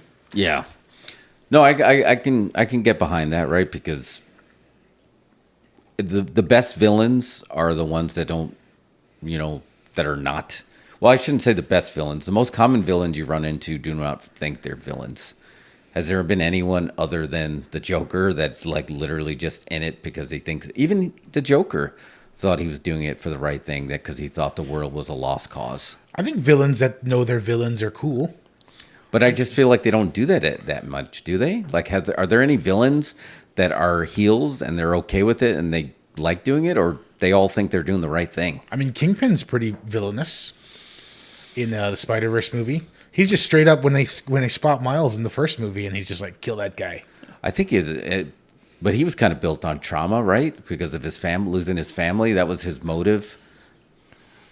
I mean, I think that was just a byproduct, honestly. I think he was already a bad guy before him because the reason he lost his family is because he was attacking Spider-Man trying to kill him. That's true. Yeah. That's true. I mean, even in the MCU, we've seen some, if you look, you know, even Kang, who is like the new big baddie, you know, Thanos may have been killing half the population because he wanted to reserve resources and things like that. Kang is pretty much just wanting to conquer everybody. So he's not really... Yeah. Some of his variants may not have that, but they even said, like the one in the end of Loki, when he's the one at the end of it all, he's basically says, one of my variants is he's coming, and you're not going to be able to do anything. So there are versions of Kang that are just strictly mindful of wanting to destroy and conquer and do all that kind of stuff. So they've shown that they can do that, but I agree. I think the more interesting villains for me are the ones where they have some form of motivation other than just kill, kill, kill. I mean, Killmonger is one of the best villains that they've done. And, you can argue that maybe he wasn't a villain. He was doing villainous things, but he wasn't doing it from a point of wanting to like murder people. He was wanting, it was still a vengeance tale, but it was the other side of that vengeance coin where he wasn't doing good things because of vengeance. He was doing bad things because of it.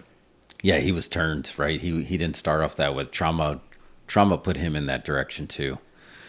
So you guys, there's no chance you think, going back to an MCU tie-in, there's no chance, since they're dabbling in the multiverse and they showed the timeline in the same shape that they did in Loki, you don't think there's a chance that Kang has anything to do with this?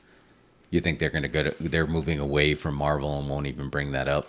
I don't think they will. I think that, in their live actions, they may try and do stuff like that. But I think with this, I think they're making it their own little universe. And I think that unlike DC, they've been able to do it. They've been able to separate themselves and not be tied into anyone else and do their own thing and be okay with it.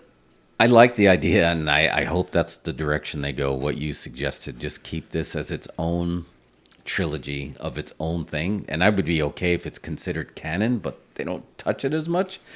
I feel like that's a safe way to protect the property from themselves. If we end up getting 15 Spider-Verse movies, I'm 100% okay with that. If they never tie in with the MCU, I think they are, as of right now, they're strong enough on their own that they can make it work. Here's a question. Did they do so well that you do kind of like what DC did with James Gunn and just give Lord and Miller, like, you're in charge of our Spider-Verse division?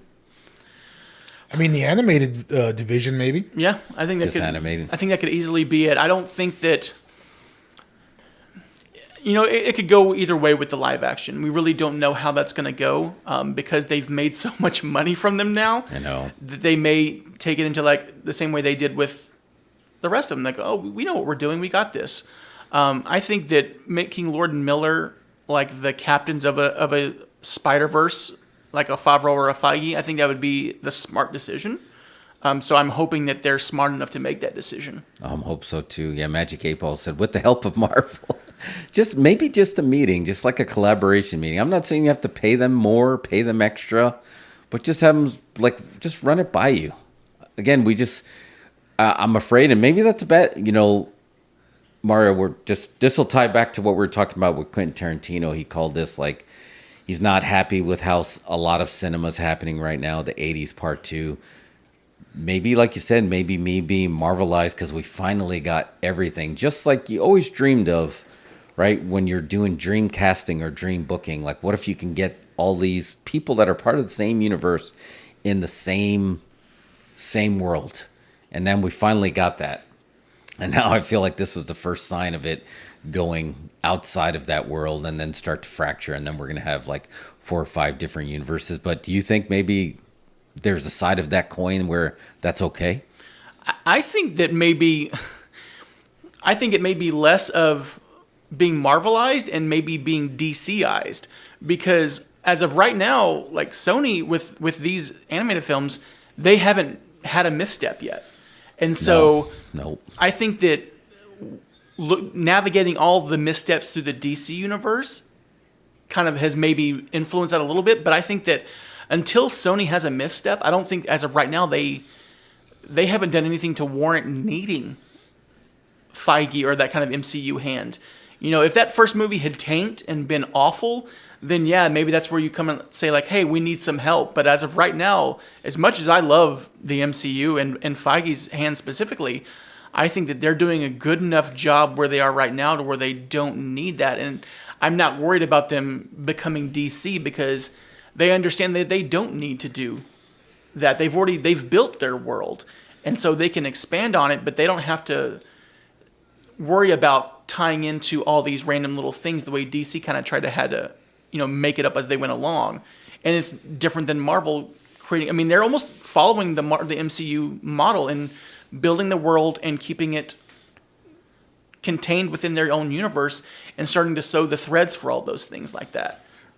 And, I guess Magic 8 Ball says Spider-Man was bad before Feige stepped in. And I got to say, I don't disagree with that statement, but I would say they were 50-50. They were 50-50 on Spider-Man. I mean, Spider-Man 2, the Tobey Maguire, is one of the best superhero movies made. Without a doubt. It's a fantastic film. And Spider-Man 3 is not as bad as everyone says. It's not Batman and Robin level bad. I don't think anything ever will be that bad. Oh, with Clooney. But that entire Spider-Man trilogy is pretty good. The what's the Adam Garfield ones? I did not see, honestly. Those just didn't really appeal to me. Well, that was going in the different direct. That's when we first got Gwen, and I think that one made it hit a little bit harder. Yeah, and I feel like for sure, but like not. Well, he was the first. I liked him better as Peter Parker because he didn't look like he was 27 playing a teenager. But I thought that they did a better job of he was a much better casting for Peter Parker. I think they cast Tobey Maguire to be Spider-Man, and they cast Andrew Garfield to be Peter Parker, which I think was the wiser decision. He's a much better Peter Parker, which allows him to be a good Spider-Man. And so I felt he was a little more grounded and a little more he was closer to Peter in the comics that I read than Tobey Maguire was. True. So that's why I like those movies better. I do think that the Maguire ones had the way better villains. I mean, when you look at Green Goblin and Doc Ock, and even Sandman looked well, I think really just good. from a filmmaking standpoint, I think the Sam Raimi ones are way better. Yeah, you can tell Raimi's hand at it. The first one is great. Second one is fantastic. I'm not as huge a fan of the third one. It's not Batman and Robin, but it's also not as bad as they say. That's all I'm saying. But it's probably the weakest Spider-Man movie for me. Yeah. And so yeah, definitely. It's probably the weakest one. Yeah, Feige definitely had a hand of helping mold the Tom Holland films into what they are. But I do think I don't think that we wouldn't have the Tom Holland Spider-Mans if it weren't for Feige. I can admit that, but I don't think that Feige was necessarily as instrumental in this animated series as I mean, he had some slight input on things like that in the first movie, and he was aware of it, but he wasn't there as a EP and stuff like that dealing with that kind of stuff, and so.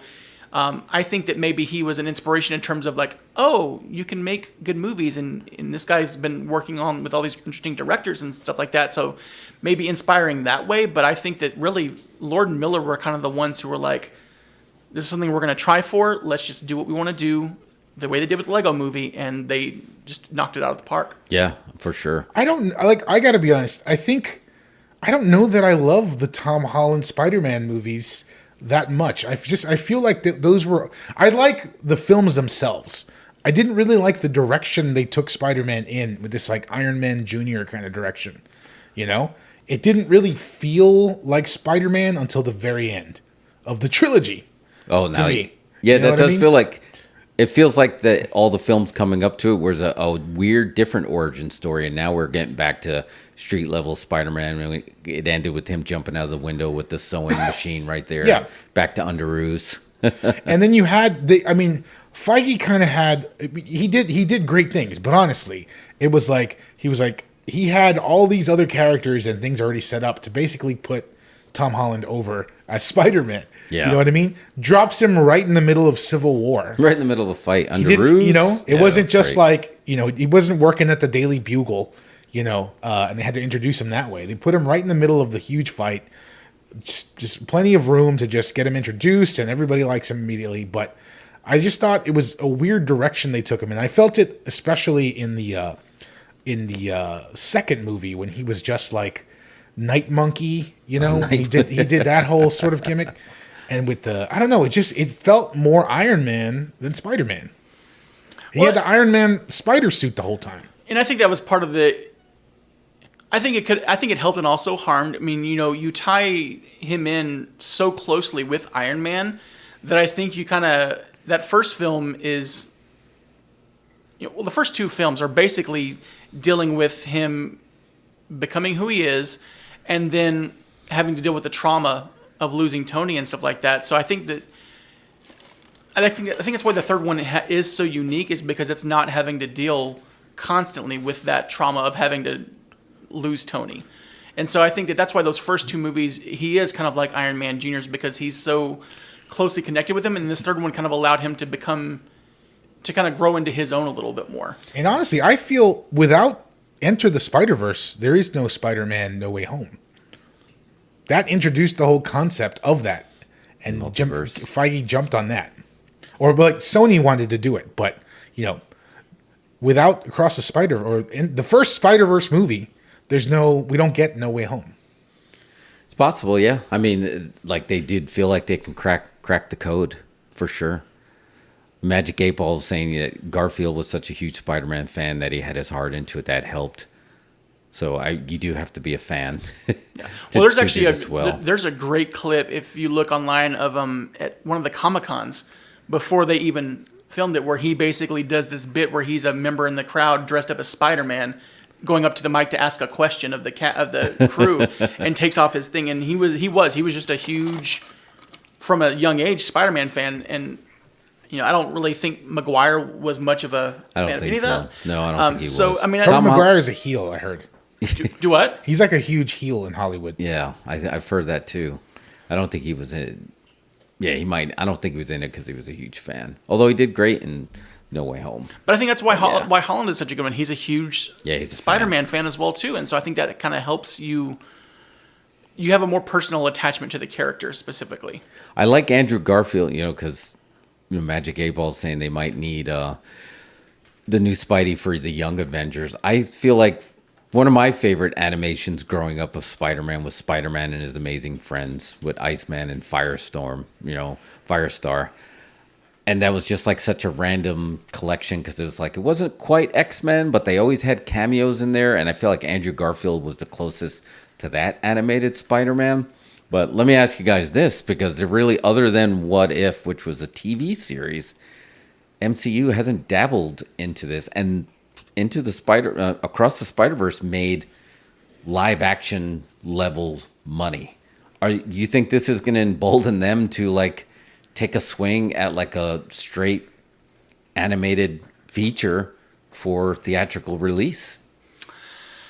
I don't think so, honestly. No? I think that, for better or worse, I think Marvel Studios knows what they're good at. And I think that trying to do an animated film when they don't have an animated arm of their studio. No, they don't. No. What If worked, but What If was a long time process for them. Sony's been doing animation for decades. And they've had their animation studios set up for a while now, making other movies. Yeah. It just so happened that they took this IP that they had access to and made the film out of it. So maybe in 10 years' time we might start seeing some Marvel animated films, but I think at this point they've got their hands full enough as it is, trying to navigate live action movies and TV as well too. Right the ship. And again, trying to bring in like a Young Avengers. I don't think Spider-Man's going to be a part of that, but they're setting up Young Avengers through the TV world for right now anyways. So yeah, I really don't know if they're going to.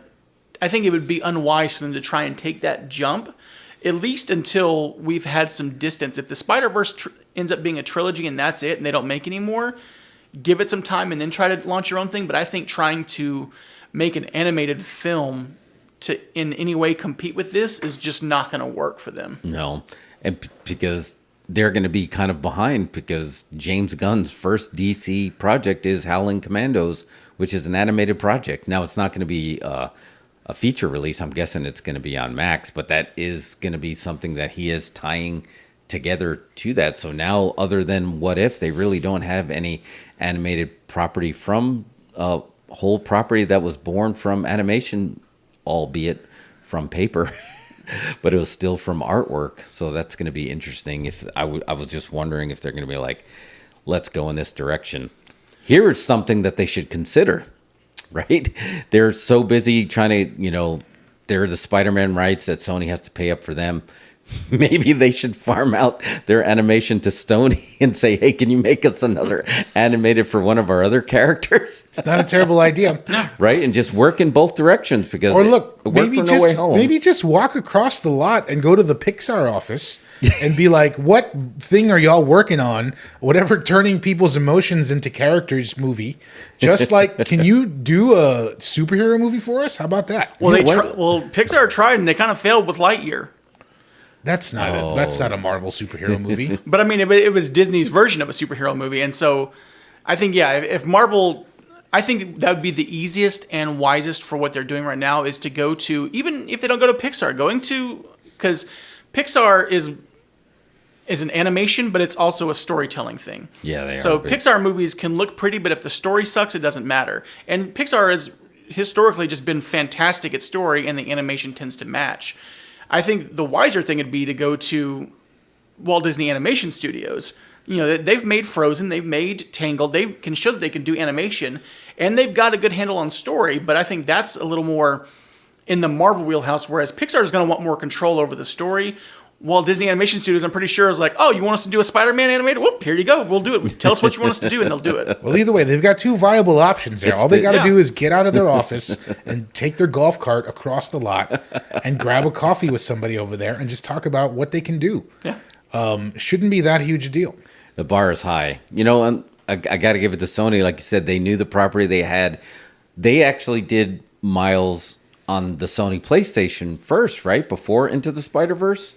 Or was it right around the same time?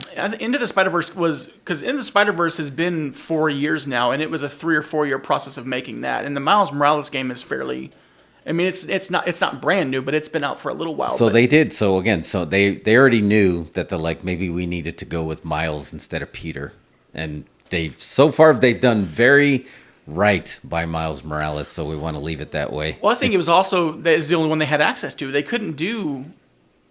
From what I can tell, they didn't have really the rights to do "quote unquote" Peter Parker with that, and it was also because Marvel was working on doing the Spider-Man. I think that they chose Miles because it wouldn't conflict, and it's also a rich, interesting character. Yeah, and we've already seen Peter Parker in so many films, and I think that was what they did smart. Was they realized we don't need another Peter Parker Spider-Man. Let's take this new one and see what we can do with him. Definitely give them props for that, and they did well. Magic 8 Ball, again, he asked that Marvel, if they already have the TV Spider-Man rights. I don't know. He said that Marvel Animation was founded in 2008. I don't know how much of their animation is really good. They had an Avengers cartoon that was really good. I haven't watched all of them, so I don't know if these are considered canon like some of the other ones. But I think the X-Men 97 that's coming out, which is going to be a continuation that Marvel's X-Men from the 90s, I believe, is going to be part of the canon. But I'm not 100% sure because technically the mutants haven't really been officially introduced other than a few drops here and there. You're a mutant, you have a gene. So I don't know. But again, maybe they don't want to bite the style and just kind of let this ride out, because in the end it still says in association with Marvel Studios, so you can say, yeah, that's one of ours. But I think it's, I have more heat with Sony than I would with this trilogy, and I think Marvel would just be better off saying, yes, that's canon.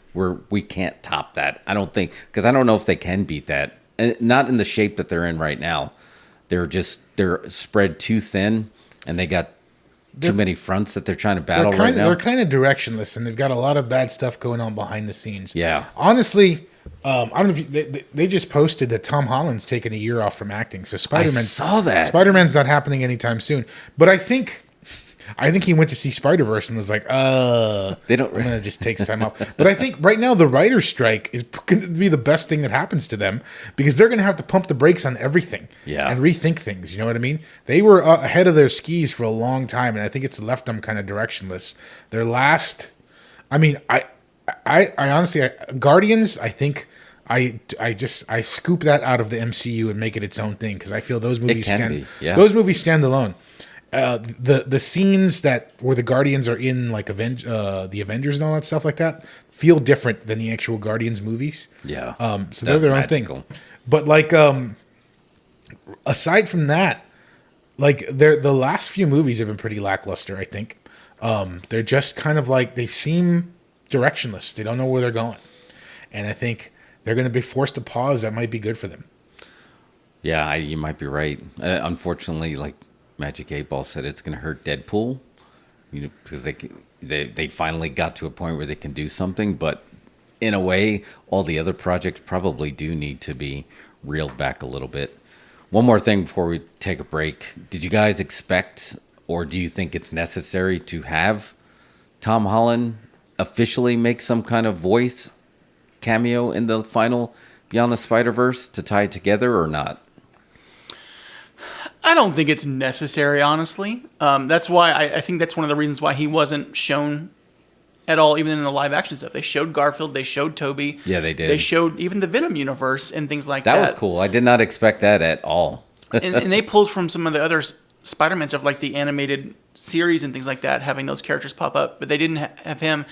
I don't know. I think that might be a rights issue. I mean, they may not have the rights to do that. Yeah. Because it's technically an MCU/Sony collaboration. But I don't really think it's necessary. No, that's what I was curious about. If you, Mario, what do you think? You think it's?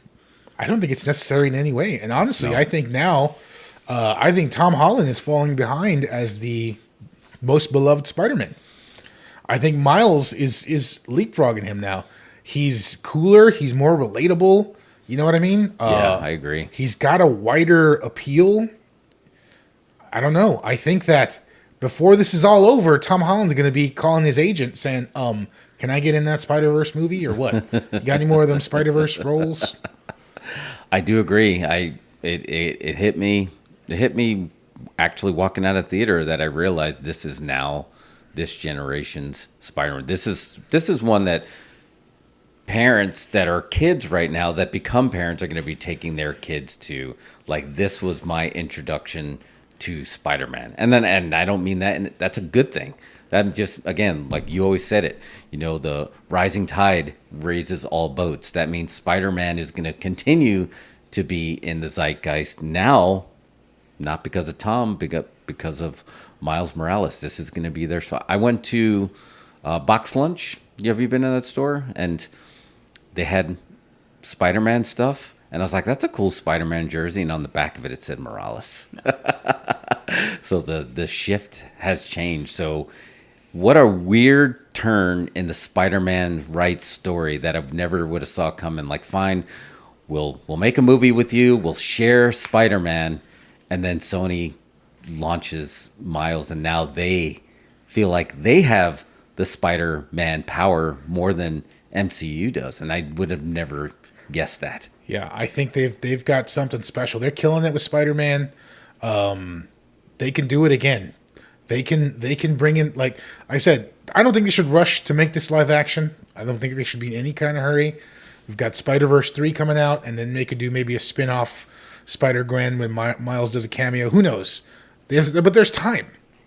Because when it gets to live action, they've got to nail it. They've got to get the right director. They've got to get the right writers, the folks to make it feel authentic. That's what this movie, to me, makes it so special. Just feels like it feels New Yorky more than any other Spider-Man movie. Yeah. You're 100% right about that. Spider-Man always. I just remember being a mark growing up, reading the comic books, like LaGuardia Airport. They're talking about our airport. Like, it was always screamed New York.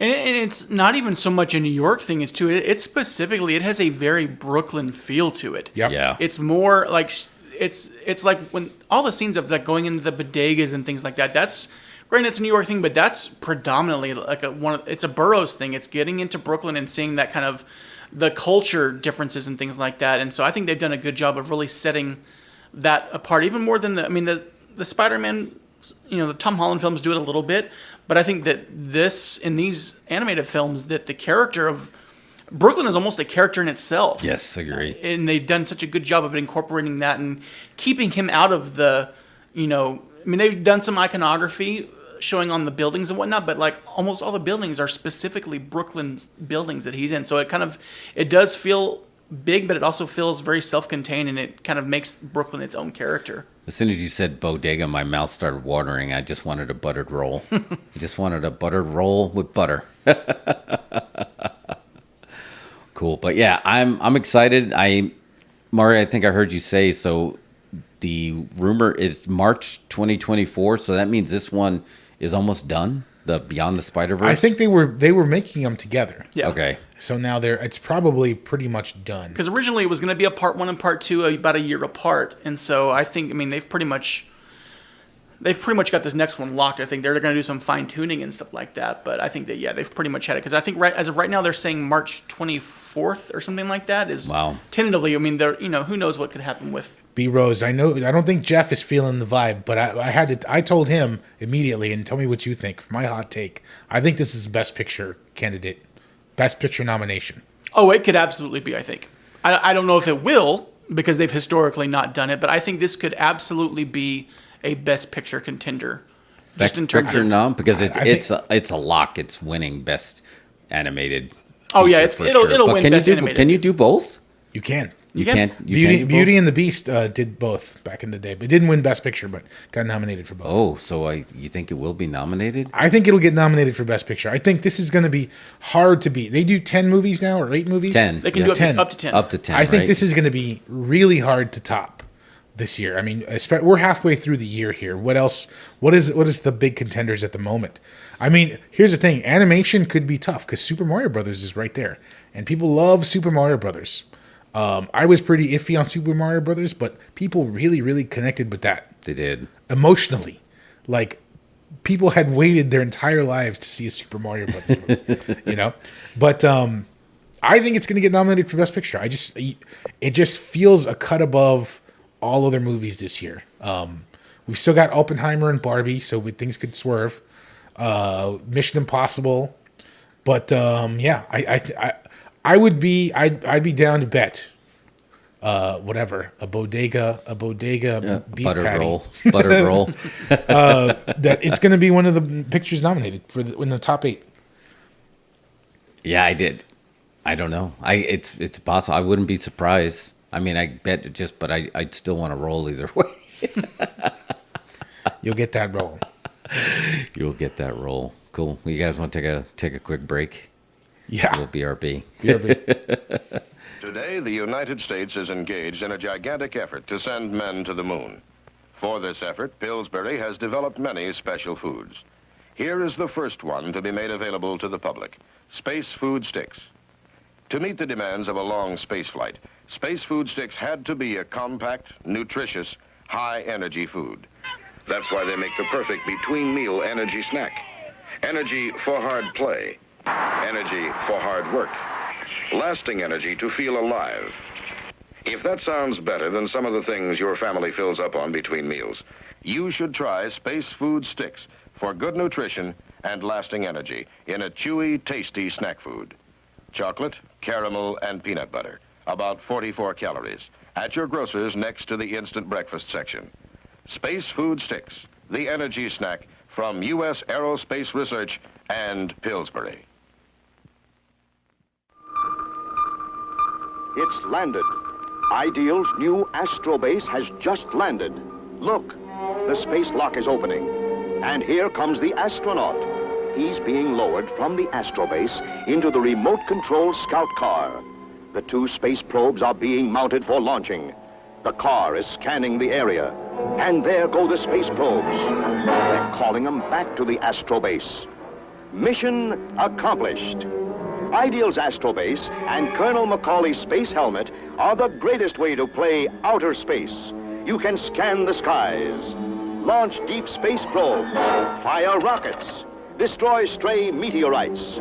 Ideal's Astro Base is at your favorite toy store. Get your Ideal Astro Base today. Eldon's new Billy Blastoff. Now he walks. That's Billy's jet. The jetpack on Billy's back powers his lunar crawler, runs the space mobile, drives the moon tractor, and makes Billy Blastoff walk. Eldon's Billy Blastoff Space Scout comes with 8 pieces. There's 8 pieces. Billy Blastoff. Now he walks. Now, for every kid who has ever seen a science fiction movie, thrilled to the amazing strength of an out-of-this-world movie monster, comes Great Garloo by Marx. Garloo the Mighty. Garloo the Untamed.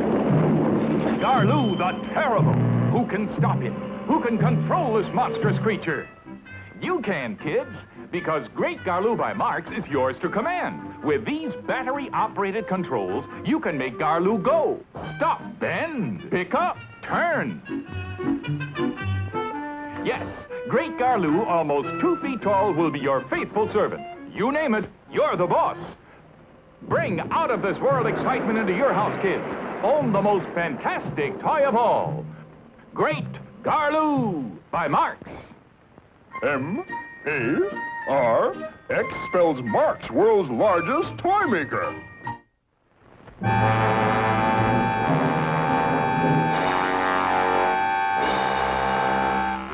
Ideal's Robot Commando is here to help you. He's your one-man army. No enemy can destroy him. He fights off tanks, hurls missiles one after another. Even a squadron of planes can't stop him. Robot Commando fires his secret weapon. He takes orders from no one except you. Forward! Ideal's Robot Commando is battery-operated to obey your command. Adjust the control, speak into the microphone. Left! Fire! Ideal's Robot Commando is here to help you. Look for your Robot Commando. He's looking for you. The Zeroids are here. From the planet Zero, the Zeroids. Zirak, the Zeroid commander, frees himself from his own Zeroid capsule. Advance! Zobor, the Zeroid transporter. Change his Zeroid capsule into a Cosmobile for hauling. Zintar, the Zeroid explorer, change his Zeroid capsule into a lunar sled. Command the Zeroids to defend. Move forward, backward, and transport. Command the Zeroids from Ideal.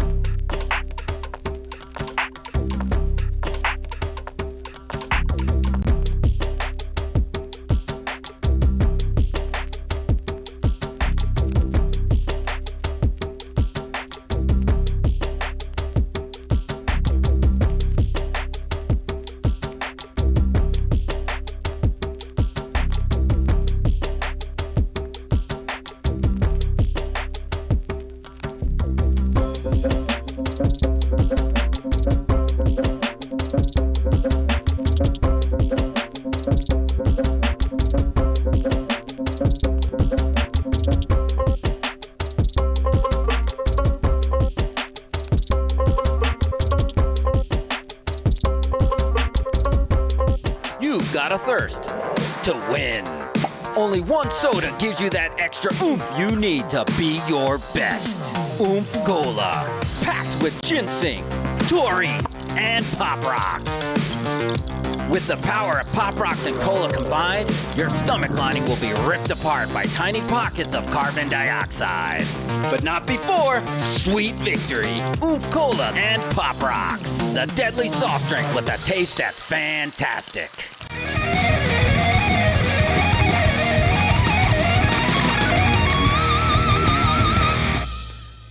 very fitting commercial to bring us into this next spot. Do they have a word for fake commercials? Fomercials? Is there a word? Fake commercials? Yes. Although that's real. Yeah. That's not. I don't know. I don't know what you're talking about. I thought you didn't like to use the F word, Jeff. We might have to start beeping it out like they on video archives when they beep out deep dive. I was like, what did he say? That was like a DD, and I was trying to figure out the word, and then I realized he said deep dive. I was like, did he say like deep dicking or something? Like, why did he beep that?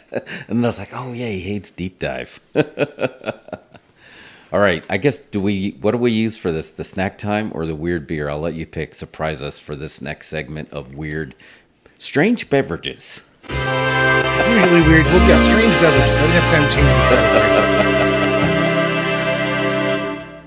But that counts because, of course, we have Cousin Primo's segment for weird beers that we have here on the show. But then I was in the cooler just hanging out like I usually do. And I'm like, wait a minute.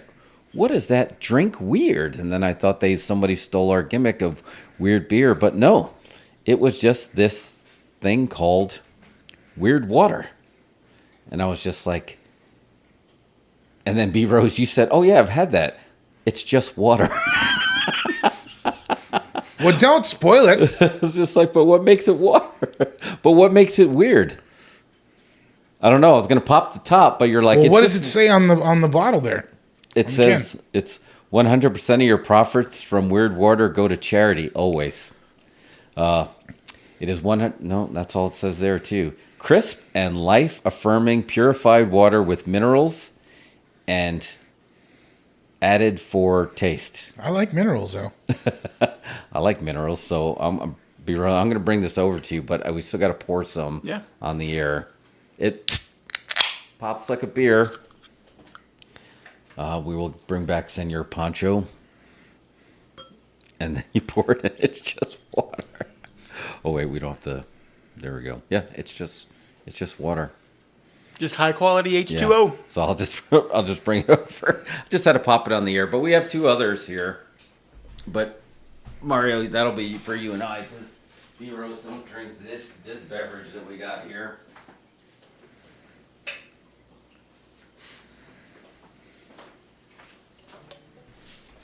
Are you guys fans of Liquid Death? And they also have Liquid Death tea now. Yeah, and they got Liquid Death Sparkling. Yeah. It's pretty good. I enjoy them, yeah. I'm not a huge fan of sparkling water. It's almost like Ted Lasso. Like, I'll end up spitting it out just because it shocks me. But yeah, that's why I was worried when I tried this. I was like, oh, this is going to be a sparkling water probably. And I tried it, and it's like, oh, it's just regular water. It's perfect. It's just water in a can. Water in a cool can.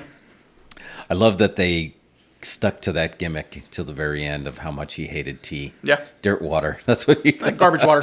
Hot garbage water. Yeah, pretty much. It's like we agree to disagree, except... That's not dirt in your water. That's minerals.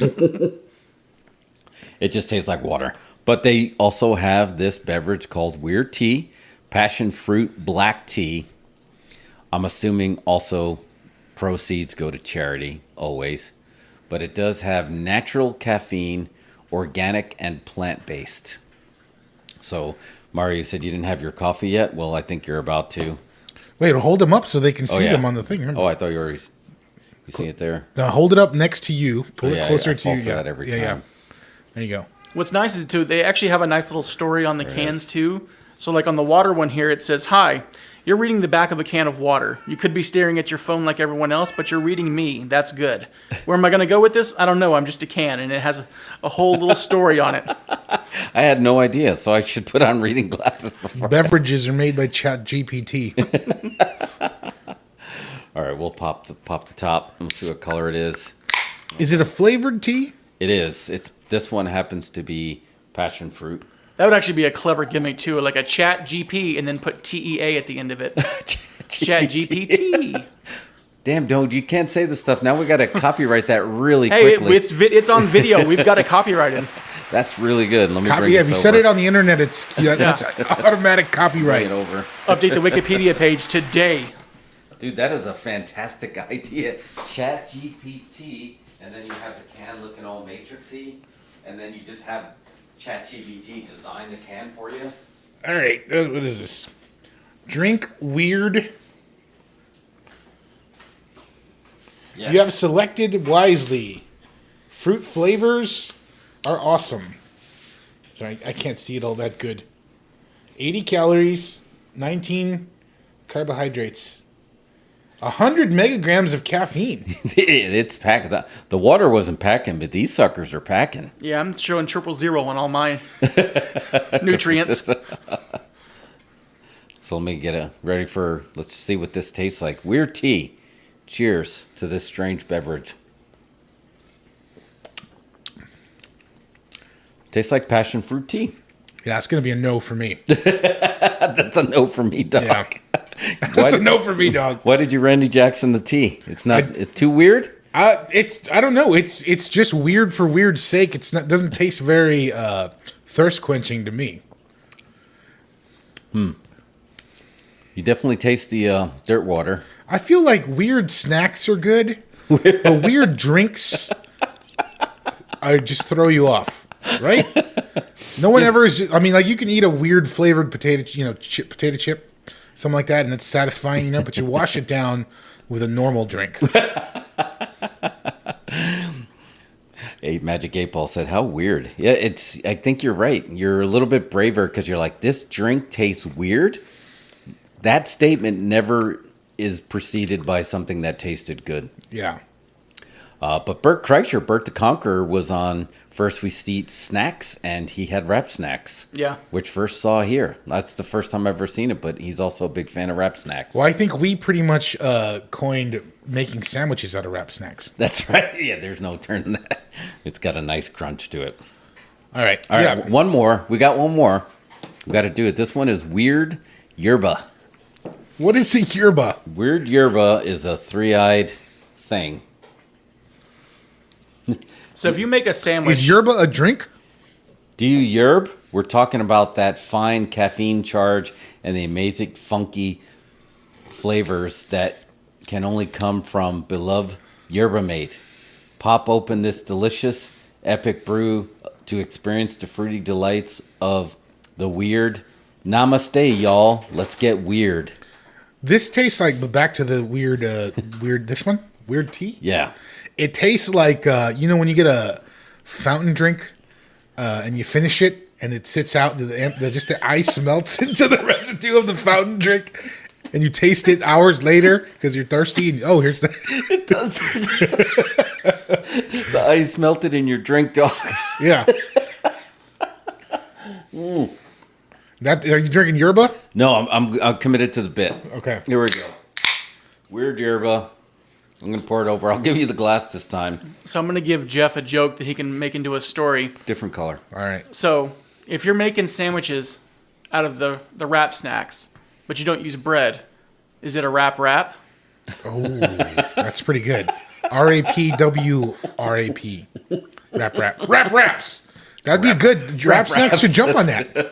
Hashtag wrap. It's a good healthy option. You have a tortilla wrap filled with lettuce, tomato, and wrap snacks. I love it. And then you wash it down with some Chat GPT. Wraps and Chat GPT. All right, let me bring you over your red yerba. That's two things we could copyright right there. I know, wraps. I feel like we need to run out and buy a food truck immediately and just have this stuff ready. I'll give you a little less in case you want. Oh, okay. I think it's going to be the same thing, but red. Because I don't know if this is actually a flavor. Like the first one. Ooh. So the first one was flavored passion fruit, but this one, this one says blue palm acai yerba mate. Now, what? Will you smell it? It's extremely wide of you to say it that way because I believe it's yerba mate, but yerba mate. Yerba mate. To me, this smells like this. It has a little accent thing there. It smells like the dressing room at Macy's or something like that. Is there what is yerba? It's blue palm though. Blue palm acai yerba mate. I don't know. I'm gonna go in. I'm going in. I'll let you know if it tastes like what it smells like. Whoa, I hate that. Tastes like feet. Whoa, it tastes ketchup-y. It's ketchup All water. right, now I'm intrigued. You're into porcelain. I don't even care about drinking. Oh that my point. God, what is going on here? It's like ketchup water. It is. It's like ketchup water. You want some? Yeah, I want I'll some. pour I'm some in a gonna try glove for you. Hold on. Well, yeah, are both out of your seats now. I have to fill the frame. Yeah, this is not. I don't know. It's not pleasant. Oh man, I need to adjust my lighting here. Where is this coming from? Oh yeah, that's hot. Is it sad that I don't mind the smell that much? Well, I mean, there's. I mean, you probably like trying clothes on at Macy's. It does smell like a dresser. It tastes blue. All right, let's see how this. What do you think? Also tastes like the ice has been melting for an hour. Yeah, with a Sitting on the table with pair some of sneakers in condensation. I hate these both. Let's never drink this again. You know what this tastes like? I'll tell you right now, because this is like an Anton Ego and Ratatouille moment. This tastes like when I made Kool-Aid as a kid, but I didn't put enough sugar in it. That is a good It tastes point. like I mixed cherry, watermelon, and strawberry Kool-Aid packets and didn't put any sugar in it. It just tastes like sour water. This smells like when my great aunt passed away and we had to clean out her closet and get everything out of there. The nostalgia in me, though, can't stop drinking it, so I'm going to finish off this glass. All right. I know. I'm trying to. Well, Yeah, it tastes like a Walmart brand Powerade. I hate it. live Walmart. This is the great value Powerade. It is great value. What if we just combine them? All right, I'm going to do this live here. We got one, and then let's add some yerba mate to it. Two, and then we still have some weird water left where we were just proving it was clear. So unfortunately, now I just watered down a watered down beverage. All right, should I just chug it? That's got to be chugged. Should I just chug it? Should we? Do we got a timer? All right, Hold on. I'll whip my phone and time you. Just tell me when to say ready, set, go. All right. 3, 2, go on go, not on one. Okay. 3, 2, 1, go.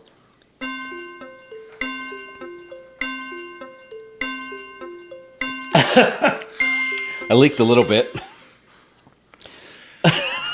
It feels a little sticky. Magic 8 Ball, this is nothing. The worse you tell Jeff it is, the more he wants to chug it. It's like that one time we were on the B2B shoot and you kept ordering Jägermeister. I was like, why are you doing that? Some men just want to watch the world burn. That's right. How much caffeine was just consumed? Oh, man, it's quite a bit. Well, Oh man, I don't know if I could have put hot sauce in that too. you're a better man than me. That's how you wash down a whole spoonful of Brock Lesnar powder. No beverage left behind. All right. So should we not tag them in this? I don't even know where they're located. It said something about y'all. So I just assumed here. Weird Beverages, Austin, Texas. It's Austin. Yeah. You may have just found your new sponsor. Oh man. It's funny. Organic and plant-based. That's why it's so bad. It tastes like plants. Old plants. Tastes like something that came out of the ground. It tastes. That's a nightshade juice. Hey, it's got electrolytes.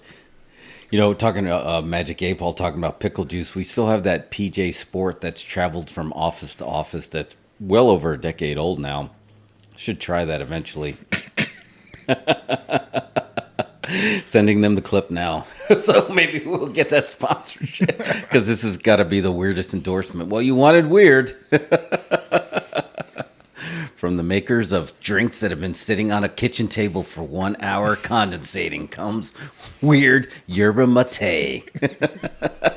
It's like when you were out late, drinking too late, and you got fast food on the way home, and then you find your drink on the table the next day. And you have a warm, watered down Dr. Pepper. Just take a sip. Yeah.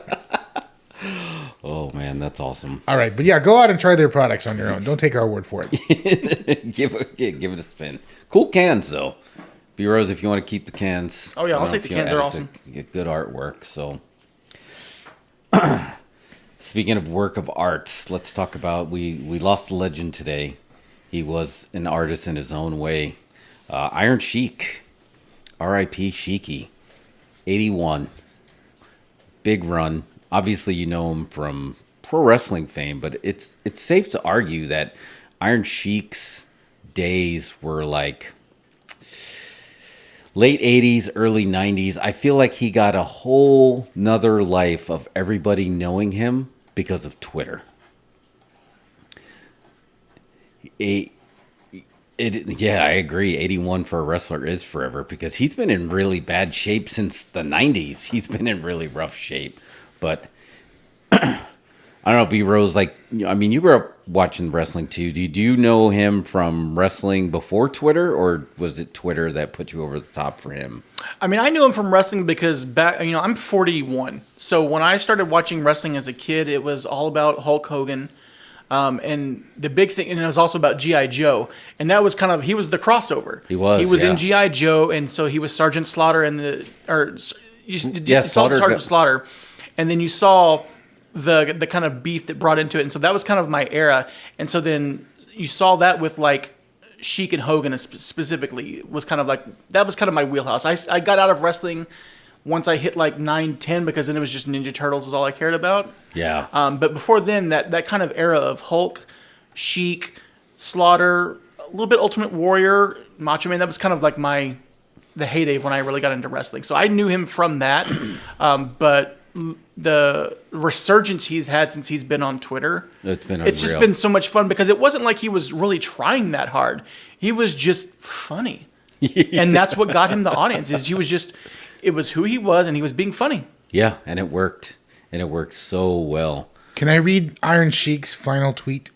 Oh, absolutely. Iron Sheik's final tweet before he left this earth. He was always into current events since he hit the Twitter.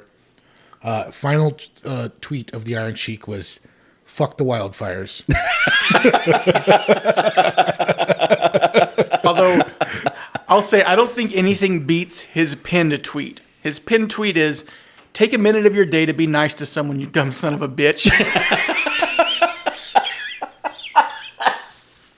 Oh, so good, man. That's like SNL Jack Handy level writing. He mastered the Twitter. He mastered the Twitter. He 100% did. 647,000 followers. Wow. He was worthy over. He was. I mean, his last day of tweeting, they're all bangers. Fuck the true love. Fuck dancing with your eyes closed. This is all the last few days of tweeting. Oh, look, his final Monday tweet of his life. Fuck, and I cannot stress this enough, the Monday. He was also topical too. Fuck the Apple Vision Pro headset. Fuck Hogan.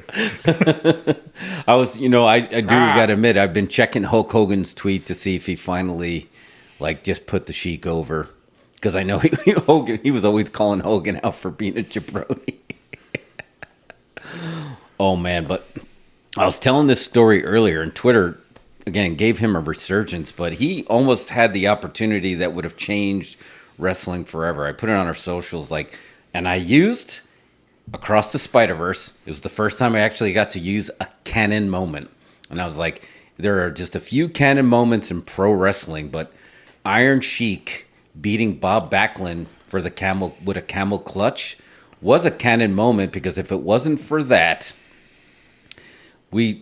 Hogan would not have that adversary to where Hulkamania was born. And Sheik, make no mistake about it, on TV he put Hogan over and gave birth to Hulkamania, but in real life he allowed Hulkamania to live, because the story is that Vern Gagne, who was friends with both of them and he thought Hulk Hogan screwed him by going to work for Vince, offered Sheiky Baby $30,000 to break Hogan's leg, take the title, and go back to the AWA, which would have just buried WWE. We talked about the Montreal screw job where they just called a match and made him tap when you did. Can you imagine, instead of Hulkamania being born, Sheik breaks his leg and Hogan is laying there in a heap, and then Sheik just takes the title and leaves?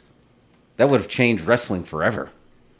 But instead, he didn't. He gave Hogan the favors, and not only was Hulkamania born, but it's safe to say that Sheik profited well more than 30 grand. Like Magic 8 Ball brought it up.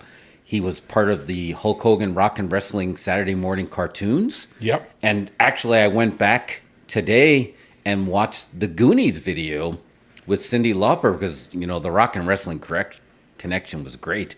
But the biggest heels in there were Roddy Piper and Iron Sheik with Freddie Blassie and then Nikolai Volkov versus Captain Lou Albano and Cyndi Lauper. And again, Sheiky Baby really did profit from doing business rather than breaking Hogan's leg. But do you guys remember that Goonies video with Cyndi Lauper? Absolutely. It's a seminal moment in wrestling history. It really was. And that's why I think it's such an injustice she's not in the Hall of Fame, because she's part of that. But Sheik was a huge part of that. And even before Hulkamania was born, like B-Rose, like you were talking about, Sergeant Slaughter being part of G.I. Joe, that was the first. They set this angle up with Iron Sheik, and it was just a Saturday morning. One of them beat, enhancement talent, and the other one just happened to be coming in the ring, and they just crossed paths, and then they wouldn't move for each other. And then after that, it was on.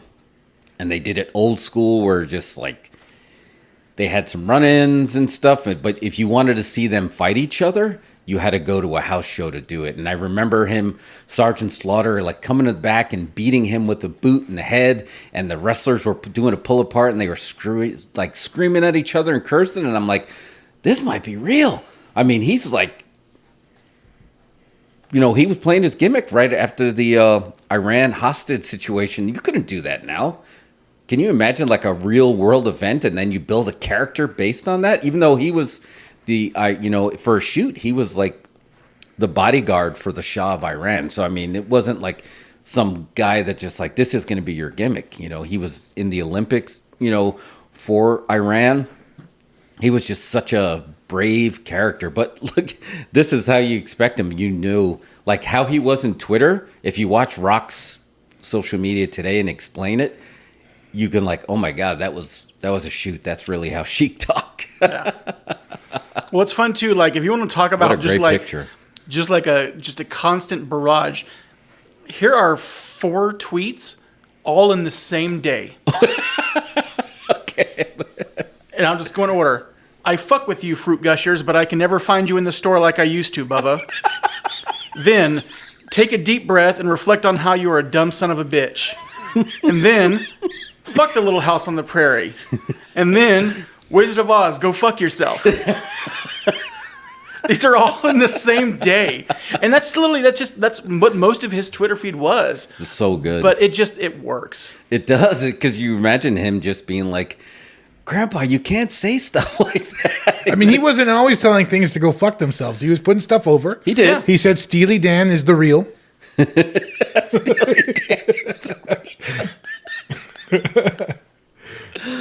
Oh, man. Yeah, it was so good. Yes. Gene Wilder, I love you forever. Oh, yeah. Yeah, he did put him over there, too. Damn. Hold me closer. I want to belly-to-belly suplex you. He was always talking about breaking backs and making people humble. So he's trying to change the world. All I got to do is break your back and I'll make you humble. So, again, I don't know. I keep checking Hogan's feed and no updates at all. Is he finally going to put Sheiky Baby over? Because what I'm wondering if they're doing... Because he kept calling Hogan out. Was he just always playing up that Iron Sheik gimmick for that, or did he have real heat with Hogan? We don't know. That I don't know, and will we ever know? Did you ever cross paths with Sheiky in your career? No, I did not. Nope. It's before your time, I'm sure, but I remember he'd be around. I crossed paths with Bob Backlund, who feels like he lost his mind after the whole Sheiky incident, because that was rumored to be a shoot too, that they screwed Bob Backlund, that he didn't want to drop the belt, and so Honor Skolin threw in the towel. But I don't know if that was true or not. Well, he dropped it to Diesel in like 8 seconds. Yeah, right, exactly. So it makes you wonder if that really didn't matter. But no, I never came across him. But I have a lot of pivotal moments that I remember in house shows growing up. That's why I always loved house shows better than TV tapings. One of them was Mr. Fuji bouncing a tennis ball off of Steve Lombardi's head.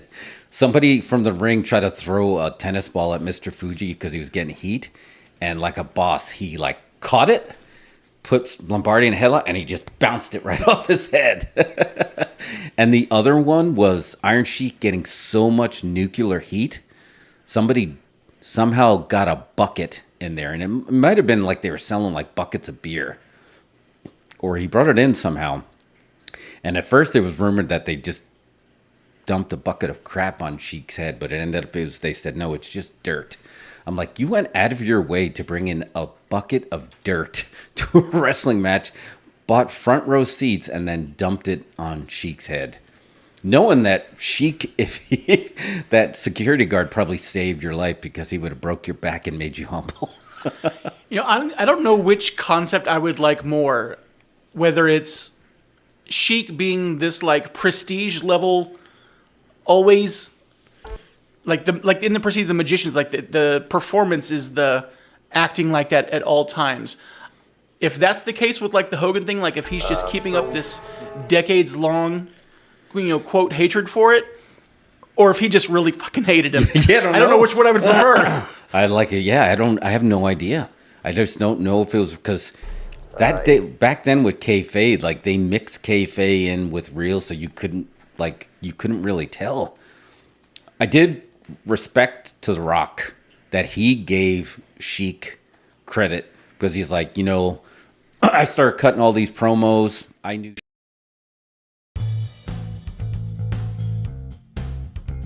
For Jabroni. Jabroni is apparently part of Merriam. What's the dictionary company? Merriam-Webster. Merriam-Webster. Merriam-Webster.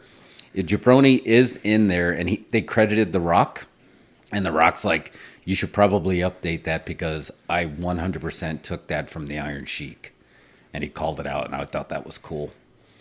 But there's a lot of people that are coming out now. I do remember Iron Sheik. One of the house shows, he was supposed to wrestle Hacksaw Jim Duggan. Oh God! Do you still have that? I was digging through it right now. Yeah. Oh man, that's a good one. So those are action figures that are currently under my bed, and I brought them all to work, and we recreated email spamming with WWE and Rocky 3 action figures, and Sheiky Baby was a part of that. Oh man, that's a classic. That one is so good. I still have that Sheiky Baby. I should have brought him in. I'll bring him in next time. But I'm gonna miss his tweets. Yeah, his Twitter feed was hilarious. It's been hilarious for a long time. So it makes you wonder. So I know there's somebody that works for him, right? That he has a social media team. Does it take away if it was just like Iron Sheik legacy Twitter account, knowing that he may or may not have said this stuff anymore? I feel like he did say it. He just probably didn't type it into the phone. Yeah, he's the one that definitely... He was just yelling it at his social media guy. Fuck the Monday. So it really might be the end, which is really sad. Because I was thinking, trying to think, can they keep it alive? Like the Cobra Commander tweets, but if it's not coming from him, does it not have the same thing? Yeah, I mean, I think that his tweets were they felt so him. Yeah. That I almost think it would almost be a disservice to just if you want to keep it going, then just go through the thousands and thousands of tweets and just retweet them. Yeah. I think just making new ones and trying to make it seem, I think that would be almost. It's the same when people try to do that with like Mitch Hedberg and stuff like that. Don't try to just come up with something that sounds like him. Just reshare the old stuff. The old stuff is just as good, and just that could be what the account could be. Just resharing that old stuff. Yeah, just have this legacy stuff. That would be cool. I just remember the last WrestleMania I remember seeing him in was the Gimmick Battle Royal. Yeah, that he won. Yeah, and he won that one. And you know why he won that, right?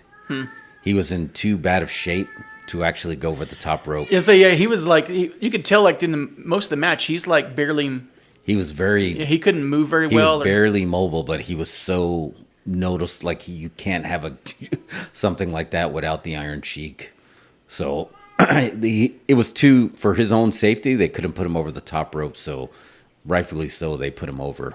Unlike you, Hulk Hogan, you jabroni, put the Sheik over. Put out the tweet. Put out the tweet right now. Hogan's got so much. He always has heat now. If he wants to start to win the world back a little bit, say, Sheiky, I know you could have broke my back, made me humble. I put you over on Twitter. 1, 2, 3. I would love to see that tweet from Hogan. I don't know if we will, though. I don't think you're going to see that tweet from Hogan. I don't think so either. Man, that's sad.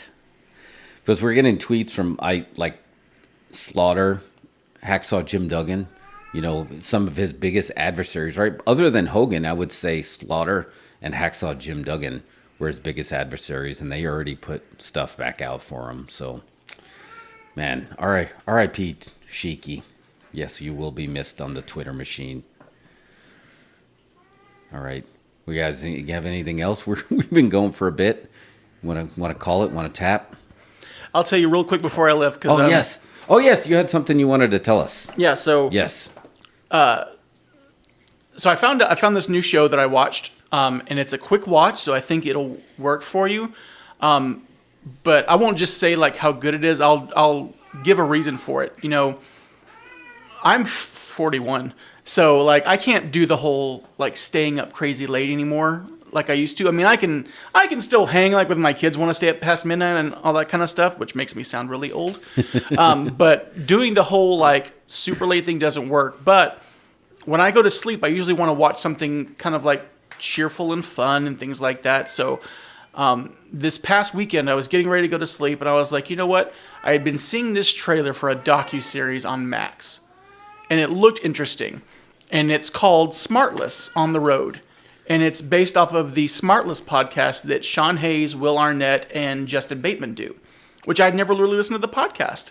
But I watched the trailer for this docuseries, and it's basically a 6-episode show following them on the road as they took their podcast on the road to a few places across America. And the trailer was literally just the three of them giving each other shit. And I was like, okay, this was funny enough. I'll at least give it a shot. So it was Saturday night. I was like, you know what? I'm going to watch this. I was trying to find a new show for my wife and I to watch. And I was like, I'll pop an episode on real quick and watch it before I go to sleep. And watched it and loved it so much that I watched all 6 at once. Really? So at around 6:30 in the morning, I finally went to sleep because I couldn't stop watching because it was just so good. And it's literally just watching the three of them hang out with some special guests. But it's just watching them on the road, breaking each other's balls and taking the piss out of each other. And they have such good chemistry. It was one of the most fun things I've watched in forever. And so now I'm going back and downloading their podcast and listening to it.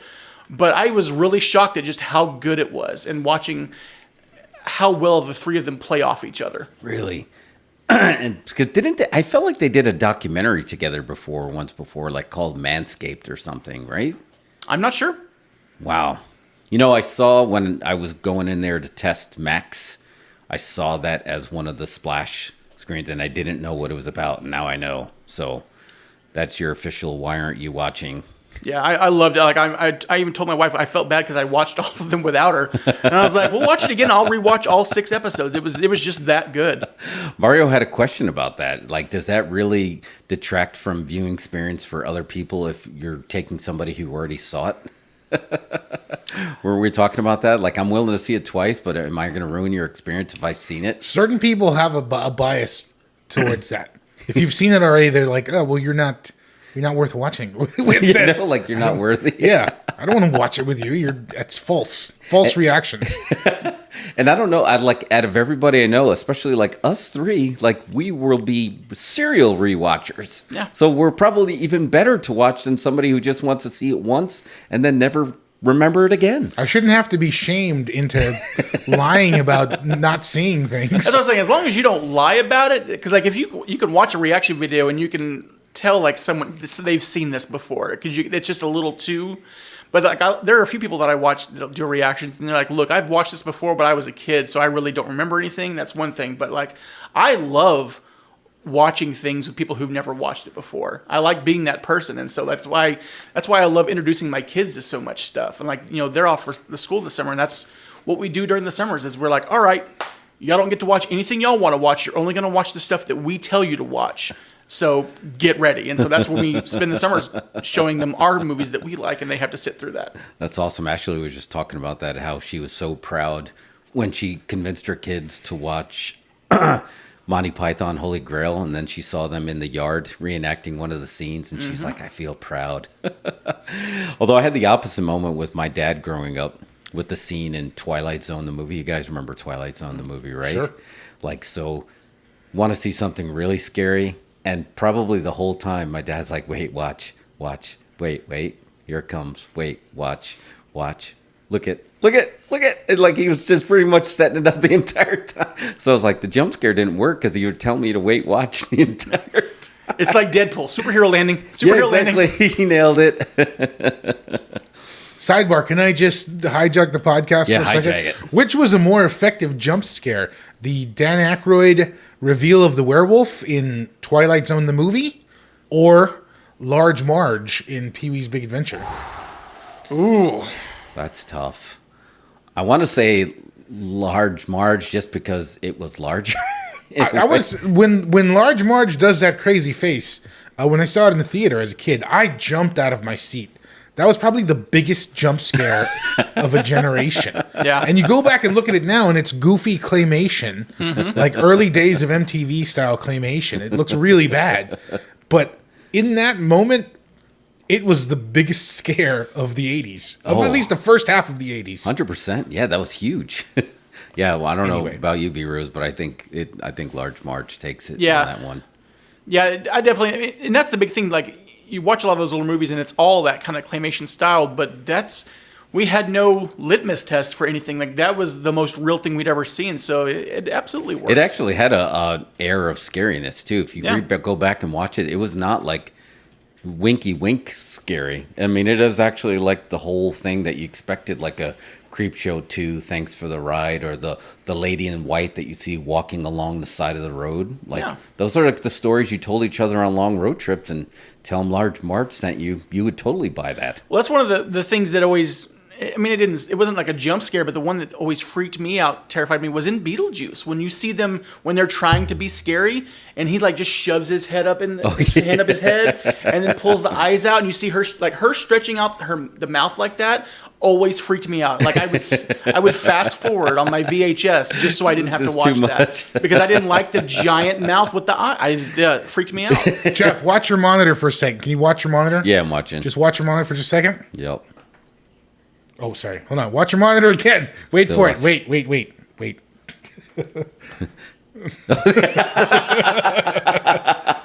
And now it looks look at the teeth. I never noticed the teeth. And it looks, wow. You look at it now, and it's like, oh, that's the rat from Ice Age. Oh, it does look that looks like the rat from Ice Age. Yeah, that was pretty terrifying. Yeah. And now, like, are those like lips around the eyeballs? I'm telling you, this was the scariest thing you'd ever seen. Yeah. I'm not disagreeing on that. That is pretty terrifying. Oh, before I know we got two more things I got to talk about. I just thought of it. One was, you brought that up, Beetlejuice 2. Michael Keaton came out and BeetleJuice said, Deuce. BeetleJuice Deuce. Beetlejuice. BeetleJuice. That's pretty good, too. Hashtag BeetleJuice. BeetleJuice. All practical effects. Did you see Michael Keaton came out and said no CGI? They're going back to that practical effects to feel like they did on the original set. People are worried about that movie. Like, no, leave it alone. I don't think so. I mean, you got Tim Burton and you got Michael Keaton, and no one can say that it's just for a cash grab because they waited 50 years to remake it. Well, just look at how far practical effects have come in the last 2 decades. Yeah. Like, there's going to be they'll be able to do some crazy good stuff. I'm excited to see that. So that's really good. So yeah, I'm excited about that. And then the second one, B-Rose, I'm putting you on the spot again because there was the other thing you left us hanging. You told us you were going to tell us on the air your Ted Lasso story. Can you talk about the Ted Lasso story you had? No, I don't remember which one it was. Oh yeah, okay. So yeah, with this, look, I'm gonna be the first to admit I'm biased. Ted Lasso is going to go down as one of my favorite shows of all time. Yeah. I know people have some issues with it. I don't understand that. But I got into an argument with someone online, just a casual friend of mine, but I had been seeing so much hate for this third season. Yeah, I don't get it. And I wasn't comprehending it, and so I was trying to have a discussion about why it was, and this person was just pulling out all these random things, and I was just sitting there and I was like, God, can you imagine just being so just blah of a person that you're having to cherry pick things like this out of a fantastic show just to be unhappy about it? I'm like, is it as good as the first 2 seasons? No. But it's still, a bad Ted Lasso is better than most of what's on TV. And just watching all these people complain about it, I was like, are you even getting what the theme of the show is? The theme of the show about being positive and stuff like that, and overcoming trauma and overcoming negativity and things like that. And all these people are doing is just bitching left and right about how it wasn't what it literally comes down to. It wasn't what they wanted. And I was just like, I don't think we're watching the same shows. I had the same exact feeling when there was a few people that are like, oh, I hated that Amsterdam episode, which was basically the first episode that felt cinematic, like we watched an entire movie. And I had the same feeling, like, maybe I'm watching am I getting like a different feed? Because I had zero heat. I think they were in parody with the couple of seasons, except it was extended because they were longer episodes. So I kind of bought into what Mario said, that they might have had enough for a 4th episode, but they really wanted a 4th season, but they just wanted to squeeze it into 3. So they kind of rushed it in there. But it's a show that was supposed to be exactly what Ted Lasso was, which oozed positivity. Mario had the best thing. He said, Barry was a show full of heels and Ted Lasso was a show full of baby faces. Yeah. And like, why? Yeah, that's going to be filled with positivity because he was a coach trying to inspire the Bad News Bears. Yeah. So I think that's a worthy argument. Mario, did you have that with the season 3 versus 2 versus 1? I mean, I heard a lot about it because I waited until the finale and then marathon the season. Oh, yeah, that's right, you did. So I hadn't seen anything. I just been hearing that it was not as good and yada yada, and that's to be expected. But no, I had no problem with it at all. I think a lot of what people were complaining about was Ted himself was sort of reduced in importance in the story, and it became more about all the supporting characters. I think maybe that put people off, but to me, that made sense. That was the entire arc of his story. Yeah. And he even writes it down at the very end. Yeah. Change the title of the book. It's not about me. It never was. About me. Yeah. And it does feel like a shoot, like he kind of felt that maybe as the creator of the show, that he also wanted to just be part of like the ensemble. So I felt like that realness did work, but man, what an ensemble. Were there any characters that you just like, that's a waste? I didn't get that with any characters in that show. No, I mean, they did a good job of like, I mean, certain characters got more than other ones did. You know, we got a lot of good episodes with Sam. You know, we got a whole episode with Colin, which I really liked, enjoyed that one. And, you know, not every character needed their own episode, but they each gave them like their moments to shine. And so there really wasn't a weak link in terms of the cast, but I've rewatched the entire series before this new season aired. I watched the first season, the first and second season after they come out because I hadn't really caught on to the show at that time. We watched the entire series at least 2 or 3 times before this new season. Yeah. And I guarantee you it's going to be one that I rewatch constantly because I really don't think there's a bad episode in there. No, I agree. I don't think they had any bad episodes. There may be some that I may not like as more as other ones, like with everything else, but literally it's probably one of the best shows I've ever seen in terms of what it is. Like, I mean, there are shows that are probably superior in terms of like the directing and story and stuff like that. But in terms of just a whole package, I think Ted Lasso is probably going to end up being one of the best shows ever made. I will say this. They owe us one more episode. They owe us one more. In true British series fashion. Yeah, they need a special. One special. The Christmas special, or you called it. We made the short yesterday. The Thanksgiving special or the Thanksgiving movie. But I think we deserve one last thing. I am worried that he's going to try to use the season 2 Christmas episode and kind of like as, oh, no, we did get our Christmas special, because that episode is pretty standalone. You can watch. But I'm with you. I'm okay with a special. We need a reunion special. We need, go ahead and tag Apple Plus on this one. But I'm sure bring the Richmond team to the U.S., right? For Thanksgiving dinner. Give us that special, please. Just let us have it, a 90-minute thing, one time. Can't screw it up. I mean, they could totally, because we're seeing a kind of a real live thing right now, because we're seeing, I don't know if have y'all watched Welcome to Wrexham at all? Mm-mm. Fantastic series as well, too, watching Ryan Reynolds and Rob McElhenney with purchasing Wrexham AFC. They're bringing Wrexham over to the U.S. to do a tour, playing some games and some tournaments. Whoa, you could easily do that. You could bring AFC Richmond overseas to do like an American-style tournament, and then that could be the kind of tie-in for it. That would be a great premise for it, too. That would really work. I am really surprised that I agreed with Jason Sudeikis when, he's been doing the rounds and doing the interviews. Even the writers, right? Beard and Brett, they've been going around like, everybody's going to take a break and then we're going to kind of decide. But, man, it felt like a series finale. But Jason Sudeikis says, watch this 3rd season, and if you really think you need another one, then maybe, but you're not going to want one. And I was like, I don't necessarily believe it, but it felt like Magic 8 Ball said, that felt pretty conclusive. Like, I don't know if I'd want to see anything other than, like you said, just a standalone special. I don't know if I'd want to see another season, because it's very hard to button everything up so nicely, and they did. And there's part of you that you just want to kind of leave it. You can revisit for the movie and then just be done with it. I mean, they said that they were going to set out to do a 3-season arc, and they've accomplished that. Honestly, and I don't think Sudeikis is going to, I think this is the last we've seen of Ted Lasso. I wouldn't be opposed to seeing a spin-off show, like an AFC Richmond show, using the rest of the cast.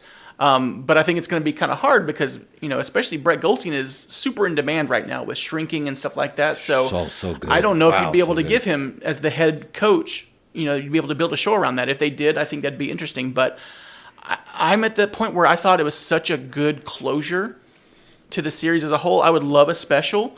But if I don't get one, I still think same way with Spider-Man. If I don't get a 4th movie, I think ending it on a 3rd, as long as they nail the landing. Stick the landing. It's perfect. And I think that the Ted Lasso finale did just that. I think it stuck the landing perfectly. Oh, man.